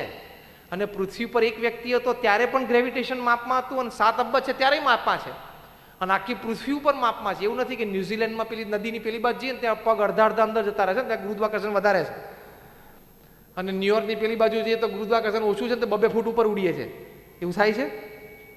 પૃથ્વી ઉપર ગમે ત્યાં તમે જાઓ તો વધારે ખેંચાઈ જતો અથવા વધારે હલકાપણાનો અનુભવ નથી થતો. Equal distribution of energy, pulling power ગુરુત્વાકર્ષણનો. એ કોક માઇન્યુટલી અરેન્જ કરતો હોય ને તો થાય, બાકી ના થાય. મેં 400 વૈજ્ઞાનિકોને ચેલેન્જ આપી કે આ ગ્રેવિટેશન, ગુરુત્વાકર્ષણ તમે નામાભીકરણ એનું કર્યું છે, એ જન્મે છે ક્યાંથી મને કહો. Nobody answered. અને જન્મે છે ને 7 અબજની વસ્તીને, કરોડો ઢોરને પકડી રાખે છે, તો એનર્જી યુઝ થતી હોવી જોઈએ ને. હું તમારો હાથ ખેંચું તો મારી કંઈક શક્તિનો ઉપયોગ થયો ને. એમ 7 અબજની વસ્તીને ખેંચી રાખે તો શક્તિનો ઉપયોગ થયો ને. તો ઉપયોગ થઈ ગયો તો એ ઘટે છે, અને ઘટે છે તો પાછી ક્યાંથી બને છે? અને જેટલી ઘટી એટલી જ બને છે. બોલો. Nobody can answer. 400 વૈજ્ઞાનિક આન્સર ના આપે તો આપણે તમેનું શું આન્સર આપવાના? આવી તો બધી હજાર વસ્તુ છે. પૃથ્વી જે સ્પીડે ફરે છે 1,00,000 કિલોમીટર/અવર, 1 કલાકની 1,00,000 કિલોમીટરની સ્પીડે ફરે છે. ધારો કે કાલ કંઈક આટા બાટા ઓછા થઈ ગયા, ઓછી ફરવા માંડે તો, અને રાત 15 કલાકની રાત થઈ જાય, પછી બીજે દિવસે સ્પીડમાં ફરવા માંડે તો 6 કલાકની રાત થઈ જાય, ત્રીજે દિવસે સ્પીડ સાવ ઘટી જાય તો 20 કલાકની રાત થઈ જાય. તો ઓફિસે જવું ક્યારે, જમવું ક્યારે, ઉઠવું ક્યારે? ખબર પડી ને? 2 દિવસમાં બધા કાર્યક્રમ બંધ થઈ જાય. કે લગ્નનું મુહૂર્ત તો કે હવાર પડે પછી થાય ને, કે 20 કલાક તો રાત ચાલે. તે પૃથ્વીની સ્પીડ શું? વૈજ્ઞાનિકો 400 ને મેં પૂછ્યું કે તમે લોકો કંટ્રોલ કરવા જાઓ છો? આ પૃથ્વી જેની ધરી ઉપર ફરે છે, કેટલી સ્પીડ ઉપર ફરે છે, એ સ્પીડ મેન્ટેન કોણ કરે છે? તમારા નાસાના વૈજ્ઞાનિકો મેન્ટેન કરે છે, ઈસરોના વૈજ્ઞાનિકો મેન્ટેન કરે છે. અને સ્પીડ ઓછી વધતી તમારા તાકાત છે હરખી કરવાની? હા, કે પેલું ચકડું ફરે છે કે આમ ટાઈટ કર્યું થોડું. અને મજા તો એ છે ખાલી પૃથ્વી આટલી ગોળ છે ને આપણે બધા રહીએ છીએ ને આટલી સ્પીડે ફરે છે ને આપણે કોઈ ફંગો લઈને બહાર તો જતા નથી. પેલું મેરી ગો રાઉન્ડમાં ફરતા હોય ને 5 કિલોમીટરની સ્પીડે, પેલું કિન્ડર ગાર્ડનમાં ફરતા હતા નાના હતા ત્યારે, મેરી ગો રાઉન્ડ, એમાં 5 કિલોમીટરની સ્પીડે ફરે ને તો ચક્કર આવતા હતા, ખબર? અને 1,00,000 કિલોમીટરની સ્પીડે ફરે ચક્કર આવે છે. હા, તારે બ્લડ પ્રેશર હોય તો આવે, બાકી એને લીધે નથી આવતું. 5 કિલોમીટરમાં ચક્કર આવે છે ને 1,00,000 કિલોમીટરમાં ચક્કર નથી આવતા. ભગવાનની કર્તૃત્વ શક્તિ છે. આ તો મેં તને સ્પીડની વાત કરી, ગ્રેવિટેશનની વાત કરી, સૂર્યની વાત કરી, આવી હજાર વસ્તુ છે જેના કોઈ જવાબ વિજ્ઞાન પાસે નથી. હું એમને I am also man of science, હું પણ વિજ્ઞાન ભણેલો છું. આ કોઈ જવાબ, આવા તો હજારો જવાબ વિજ્ઞાન પાસે નથી અને નથી આવવાના. એટલે વિજ્ઞાનની 2-3 વસ્તુ છે એટલે એમ નહીં સમજવાનું કે વિજ્ઞાન મોટું થઈ ગયું. સુપર કોમ્પ્યુટર તમારી કરતાં વધારે કામ કરે છે કે નહીં? સુપર કોમ્પ્યુટર જાણો ને, તમારી ઓફિસનું કોમ્પ્યુટર તમારી કરતાં વધારે કામ કરે છે કે નહીં? યાદ શક્તિ એની વધારે કે ઓછી? તમે આજે ટાઈપ કરો કે 3 ઓક્ટોબરે સાંજે TGBમાં રાકેશભાઈ અને જીમીના આમંત્રણથી હું ત્યાં ફંક્શનમાં ગયેલો અને આ વાત સાંભળી હતી એ ટાઈમ, અને પછી 20 વર્ષ પછી આ ડેટ ખોલો એટલે સ્ક્રીન ઉપર શું આવે? આવી જાય કે તરત યાદ? અને ગઈકાલ બપોર શું જમ્યા હતા બોલો તો? કોઈને શાક યાદ નથી ગઈકાલ બપોરનું, અને કોમ્પ્યુટર 20 વર્ષે યાદ રાખશે. એનો મતલબ કે કોમ્પ્યુટરની યાદશક્તિ આપણી કરતાં વધારે સારી, આપણી કરતાં વધારે સારું કામ કરે છે. તમને આટલો મોટો હિસાબ લઈને બેસો તમે કરી શકો? કમ્પ્યુટર આપી શકે, પણ એ કોમ્પ્યુટર જન્મ્યું છે ક્યાંથી? માણસના મગજમાંથી. કાલે સવારે કોમ્પ્યુટર એમ કે તારા મગજ કરતાં તો વધારે કામની કાર્યશક્તિ મારામાં છે, તો એક 10 વર્ષનો છોકરો ઓફિસ બંધ કરી દે સ્વિચ, તો કોમ્પ્યુટર ડબલું થઈ જાય. આપણા કરતાં વધારે કામ કરે છે એનો મતલબ એમ નથી કે આપણો એ માલિક છે, છતાંય આપણું ગુલામ છે. એમ આપણા મગજમાંથી 2-4 વિજ્ઞાનના સારા વિચારો આવ્યા, એ આપણું મગજ કોમ્પ્યુટર છે, ચલાવનારો કોઈક બીજો છે. એ ઉપરથી વિચાર આપે છે ને ત્યારે અહીંયા ગોઠવાય છે. What is computer to you is you two God. Computer તમારી માટે જે છે ને એ તમે ભગવાન માટે છે. સુપર કોમ્પ્યુટર એમ કરે હું આટલી ગણતરીઓ સારું કરું, પણ ભાઈ તારામાં સોફ્ટવેર માણસે મૂક્યા છે. એમ માણસ હિંમત કરે કે આ કામ મેં કર્યું, મેં ધંધો કર્યો ને મેં આ શોધ કરી, પણ એ ભગવાને ટાઈમે પ્રેરણા કરી. લોહી પણ ટાઈમે બની જશે, આપણી આંખે આપણે જોશું. અત્યારે બ્લડ ડોનેશન કેમ્પ કરવા પડે છે ને, એ બધા બંધ થશે એક દિવસ. અત્યારે જે બધું છે એ બધું ક્યાં આપણે કલ્પના કરી હતી, આવ્યું ને? એમ એક દિવસ વૈજ્ઞાનિકો લેબોરેટરીમાં પણ બ્લડ બનાવશે, એની પણ તારીખ ભગવાને નક્કી કરી રાખી હશે કે આ તારીખ આ સમયે આ દેશનો આ વૈજ્ઞાનિક લોહી બનાવશે. એટલે એમ નહીં માનવાનું કે હો લોહી, એ તો નક્કી કરેલા સિસ્ટમ પ્રમાણે ચાલે છે, કઠપુતલી પ્રમાણે. એ ભગવાન કરતા હરતા છે. અને જો એ ના હોય તો અહીં બેઠેલા કોઈ છાતી ઠોકીને કહી શકે કાલ સવારે હું ઉઠવાનો છું? લાલજીભાઈ બોલો. અહીં બેઠેલા કોઈ પણ વ્યક્તિ એમ બોલો કે કાલે સવારે ચોક્કસ હું ઉઠું. રાત્રે લોકો સુઈ જ ઘણા ઉઠતા જ નથી. હા, કાર્યક્રમ પૂરો. સવારે ઉઠવાનું આપણું ઠેકાણું ઘણા ઉત્તર દક્ષિણ સૂતા અને પૂર્વ પશ્ચિમ ઉઠે છે. રાત્રે સુવાનું ભાન નથી હોતું. એટલે આપણા હાથની વાત નથી. અમારા ગુણાતીયન સાંઈ કીધું કે રાત્રે ઊંઘમાં જવું હોય તો પણ ભગવાન મોકલે છે અને જગાડે છે પણ ભગવાન, બાકી ઘણા નથી જાગતા. એટલે ભગવાનની શક્તિથી કામ ચાલે છે. એટલે એ ભગવાનમાં શ્રદ્ધા રાખવી. એ રાખશો ને તો જીવનમાં પ્રશ્ન આવશે ને, એમાં ભગવાનની ઈચ્છા મનાશે ને પછી સ્ટ્રેસ નહીં આવે. ભગવાનમાં શ્રદ્ધા છે તો એ દુઃખ તો આવે, હા, પ્રારબ્ધ અને કર્મ પ્રમાણે. તમે પ્રગટાવેલી અગ્નિમાં પણ તમે હાથ નાખો તો હાથ સળગે ખરો. એટલે કદાચ ભગવાનમાં શ્રદ્ધા હોય તો એ પ્રારબ્ધ અને કર્મથી દુઃખ આવે, પણ એ દુઃખ તમને સ્પર્શી શકે નહીં, તમને તણાવ, સ્ટ્રેસ લાવી શકે નહીં. એક છેલ્લો પ્રસંગ કહીને પૂરું કરું. અમારા નિષ્ઠાવાન હરિભક્ત હતા ભગવાનજીભાઈ માંડવિયા, કેનેડામાં. એમને 38 વર્ષની ઉંમરે લ્યુકેમિયા, બ્લડ કેન્સર થયું. આખા કેનેડા ગુજરાતી સમાજના પ્રમુખ હતા, અને કેનેડામાં કોઈ પણ દેશના રાષ્ટ્રપતિ કે પ્રધાનમંત્રી આવે તો એના માનમાં કેનેડાના પ્રાઇમ મિનિસ્ટર જે ભોજન સમારંભ યોજે એમાં ભગવાનજીભાઈને આમંત્રણ હોય. આવી પ્રતિષ્ઠિત વ્યક્તિ અમારા સત્સંગ મંડળના પણ એ પ્રમુખ હતા. અને પ્રમુખ સ્વામી મહારાજની કેનેડા પાર્લામેન્ટમાં ભવ્ય સન્માન પધરામણી થઈ, એ પણ એમણે ગોઠવેલી. અને જ્યારે એ થયું ત્યારે એ તો પોતે પથારીવશ હતા હોસ્પિટલમાં, અને 3-4 કોર્ડલેસ ફોનથી આખી પાર્લામેન્ટનું સેશને કંટ્રોલ કરતા હતા હોસ્પિટલમાંથી. આવા બાહોશ માણસ. એણે કોઈ વ્યક્તિ, એમણે કોકે કહ્યું કે તમે ભગવાનમાં આટલી શ્રદ્ધા રાખી તો તમને 38 વર્ષની ઉંમરે કેન્સર આવ્યું. ત્યારે એમણે શું કહ્યું કે શરીર પડવાની તો કોઈ પણ રીત છે. રામકૃષ્ણ પરમહંસને પણ કેન્સર થયેલું થાય, શરીર છે તો ગમે તે રીત હોય, પણ આ હાથથી મેં પ્રમુખ સ્વામી મહારાજનો ચરણ સ્પર્શ કર્યો છે, આ આંખથી મેં ભગવાનના દર્શન કર્યા છે, અને ભગવાનના આવા સંત પ્રમુખ સ્વામીના દર્શન કર્યા છે. મારા જીવનનો ઘણો સમય મેં સમાજ સેવા અને પ્રભુ સેવામાં વિતાવ્યો છે, એટલે મને સંતોષ છે. હું જરાય અસ્થિર નથી. જે કંઈ થાય છે ભગવાનની ઈચ્છાથી. મારું આયુષ્ય આટલું હશે. આ કેટલી સ્થિરતા કહેવાય. નહીં તો કેટલો સ્ટ્રેસ આવે, દીકરાનું શું થશે ને, દીકરીનું શું થશે ને, આ થશે. એટલે ભગવાનમાં શ્રદ્ધા હશે ને તો ભગવાનનું કર્તૃત્વ મનાશે, ભગવાનની કર્તા શક્તિ મનાશે, તો તમને કોઈ દિવસ સ્ટ્રેસ આવશે નહીં. આ બધી જ જે વાતો કરી એને સમાપનમાં જ્યારે અર્જુનને કુરુક્ષેત્રના મેદાન ઉપર સખત સ્ટ્રેસ આવી ગયેલો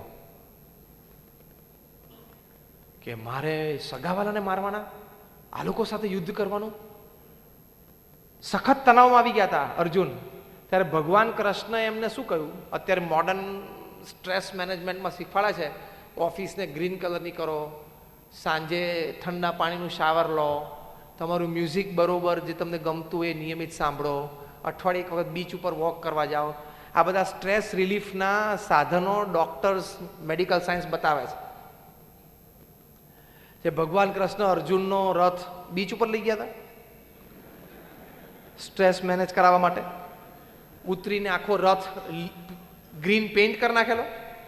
ભગવાન કૃષ્ણએ અર્જુનને સ્ટ્રેસમાંથી રિલીવ કરવા માટે, તણાવમાંથી મુક્ત કરવા માટે શું કહ્યું, વિચાર આપ્યો, વિચારની દ્રઢતા કરાવી. પહેલા શું કર્યું, કર્મણ્યવાધિકાર હસ્તે મા ફલેષુ કદાચન, તારી કામ કર્મ કરવાનું છે, ફળ હું નક્કી કરીશ. ભગવાન શું કહે છે, તારે તારું કર્મ કરવાનું, ફળ હું નક્કી કરીશ. આપણને તણાવ કેમ આવે છે કે ફળ આપણે નક્કી કરવું છે. રાઈટ ઓર રોંગ બોલો? અહીંયા તણાવ જન્મે છે, સ્ટ્રેસ. કર્મ હું કરું અને ફળ પણ હું નક્કી કરું. આ વખતે ટર્નઓવર 200 કરોડ થવું જ જોઈએ, ઇઝ ગુડ. એમ રાખવાનો, મેનેજમેન્ટની દ્રષ્ટિએ સાચું છે. પુરુષાર્થ પણ કરવાનો, પણ સાથે સમજણ કે મારા દરેક પુરુષાર્થ, દરેક વિચાર, દરેક આવડત પછી પણ ફળ તો ફાઇનલી ભગવાનના હાથની વાત છે. કારણ કે 10 ફેક્ટર તમારા હાથમાં છે, તમારા કંટ્રોલમાં છે, જેના લીધે ધંધો વધે. સામે 10 દુ 20 ફેક્ટર એવા છે કે જેના લીધે ધંધો ઘટે. એ તમારા હાથની વાત નથી. એમ આઈ રાઈટ ઓર રોંગ? તમને બધાને અનુભવ હશે. પૂર આવી ગયું, દુષ્કાળ પડી ગયો, વરસાદ ઓછો પડ્યો. વરસાદ ઓછો પડે સીધો હીરા ઉપર ઇફેક્ટ આવે છે કે નહીં? વરસાદ ઓછો પડે રિયલ એસ્ટેટ ઉપર ઇફેક્ટ આવે છે કે નહીં? હા કે ના? હવે વરસાદ તમારા કંટ્રોલમાં છે? હા. ફ્લેટ બાંધવાય તમારા કંટ્રોલમાં, એમેનિટીઝ આપીએ તમારા કંટ્રોલમાં, પણ વરસાદ તમારા કંટ્રોલમાં નથી. અને રિયલ એસ્ટેટ અને હીરા એ બંને કેટલો બધો આધાર રાખે છે વરસાદ ઉપર. હા કે ના? બોલો બરોબર, એટલે ખબર પડે. તો એ ફેક્ટર ક્યાં તમારા કંટ્રોલમાં છે? એ ફેક્ટર કંટ્રોલમાં પછી શું કામ તણાવ લાવવાનું? એટલે સમજી રાખવાનું, if there are 10 factors you can control and grow your business, there are 20 factors which control you and can reduce your business.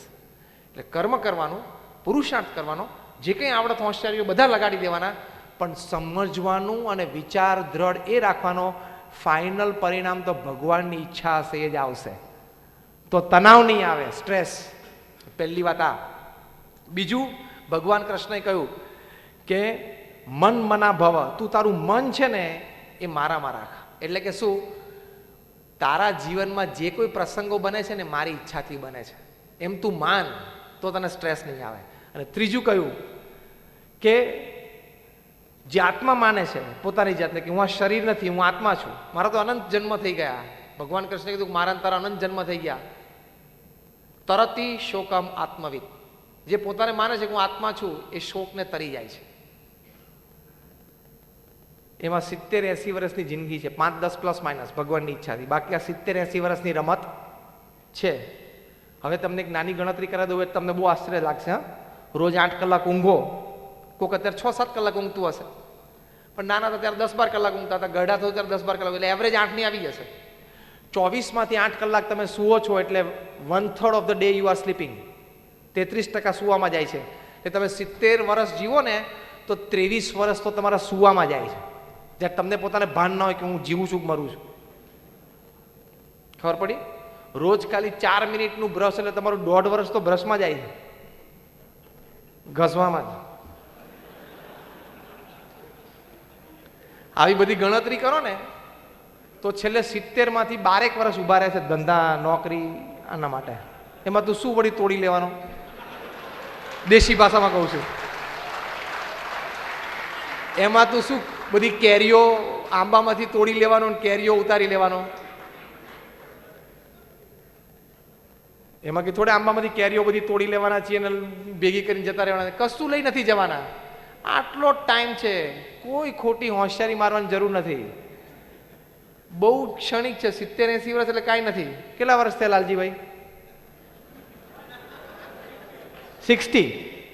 60 કેવી રીતે આમ પસાર થઈ ગયા ઝડપમાં, કંઈ ખબર પડી? આ 60 આવીને ઉભા રહ્યા કે નહીં? કોકને 40 હશે, કોકને 25 હશે, ફટ પસાર થઈ ગયા, અને બીજા ફટ પસાર થઈ જાય છે. પૃથ્વી પર રોજ 1.5 લાખ માણસો વિદાય લે છે. 86,000 સેકન્ડ છે, 24 કલાક એટલે 86,200. એમાં 1.5 લાખ જતા રહે છે, એટલે દર 2 સેકન્ડે 3. આપણે ખાલી આ વાત શરૂ કરીને કંઈ કેટલા 1.5 કલાક થયો, પતી ગયું, કરોડોમાં સંખ્યા જતી રહી. અને ભગવાનને મન થાય કે આજે જરા 2 કલાક ફોકસ સુરત ઉપર રાખું, તો કાર્યક્રમ પૂરો, દિયા બિયા બધું બુજાઈ જાય, ટૂર્સ એન્ડ ટ્રાવેલ સીધું ઉપરની ટૂર સીધી. ભગવાન તો નક્કી કરે ફોકસ જરા આજે અડધો દિવસ સુરતમાંથી ઉઠાવવા છે, તો કાર્યક્રમ પૂરો કરી નાખે આખા સુરતનો 2 કલાકમાં. તો એટલે આપણે કોઈ હેસિયત નથી, કોઈ હોશિયારી મારવાની જરૂર નથી. સીધી લીટીમાં જીવવું, સીધી લીટીમાં વિચારધારા રાખવી, ભગવાનમાં શ્રદ્ધા રાખીને જીવવું. Whatever happens in my life happens with the wish of God. ભગવાનની ઈચ્છાથી થાય છે.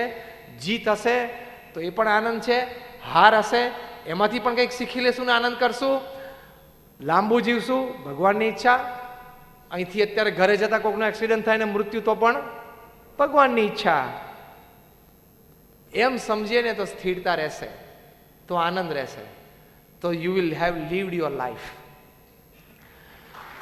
જો તમે 80 કે 90 વર્ષની ઉંમરે મૃત્યુ સૈયા ઉપર હોય ને તમારી છાતી ઉપર હાથ મૂકીને કહી શકો કે yes, I lived my life, હું મારું જીવન જીવ્યો, ધંધોય કર્યો, કુટુંબ પણ સાચવ્યું, સમાજ સેવા પણ કરી, લોકોને મદદરૂપ પણ થયો, ભગવાનની ભક્તિ પણ કરી, કોઈને નડ્યો નથી, કોઈનું મેં ખોટું નથી કર્યું.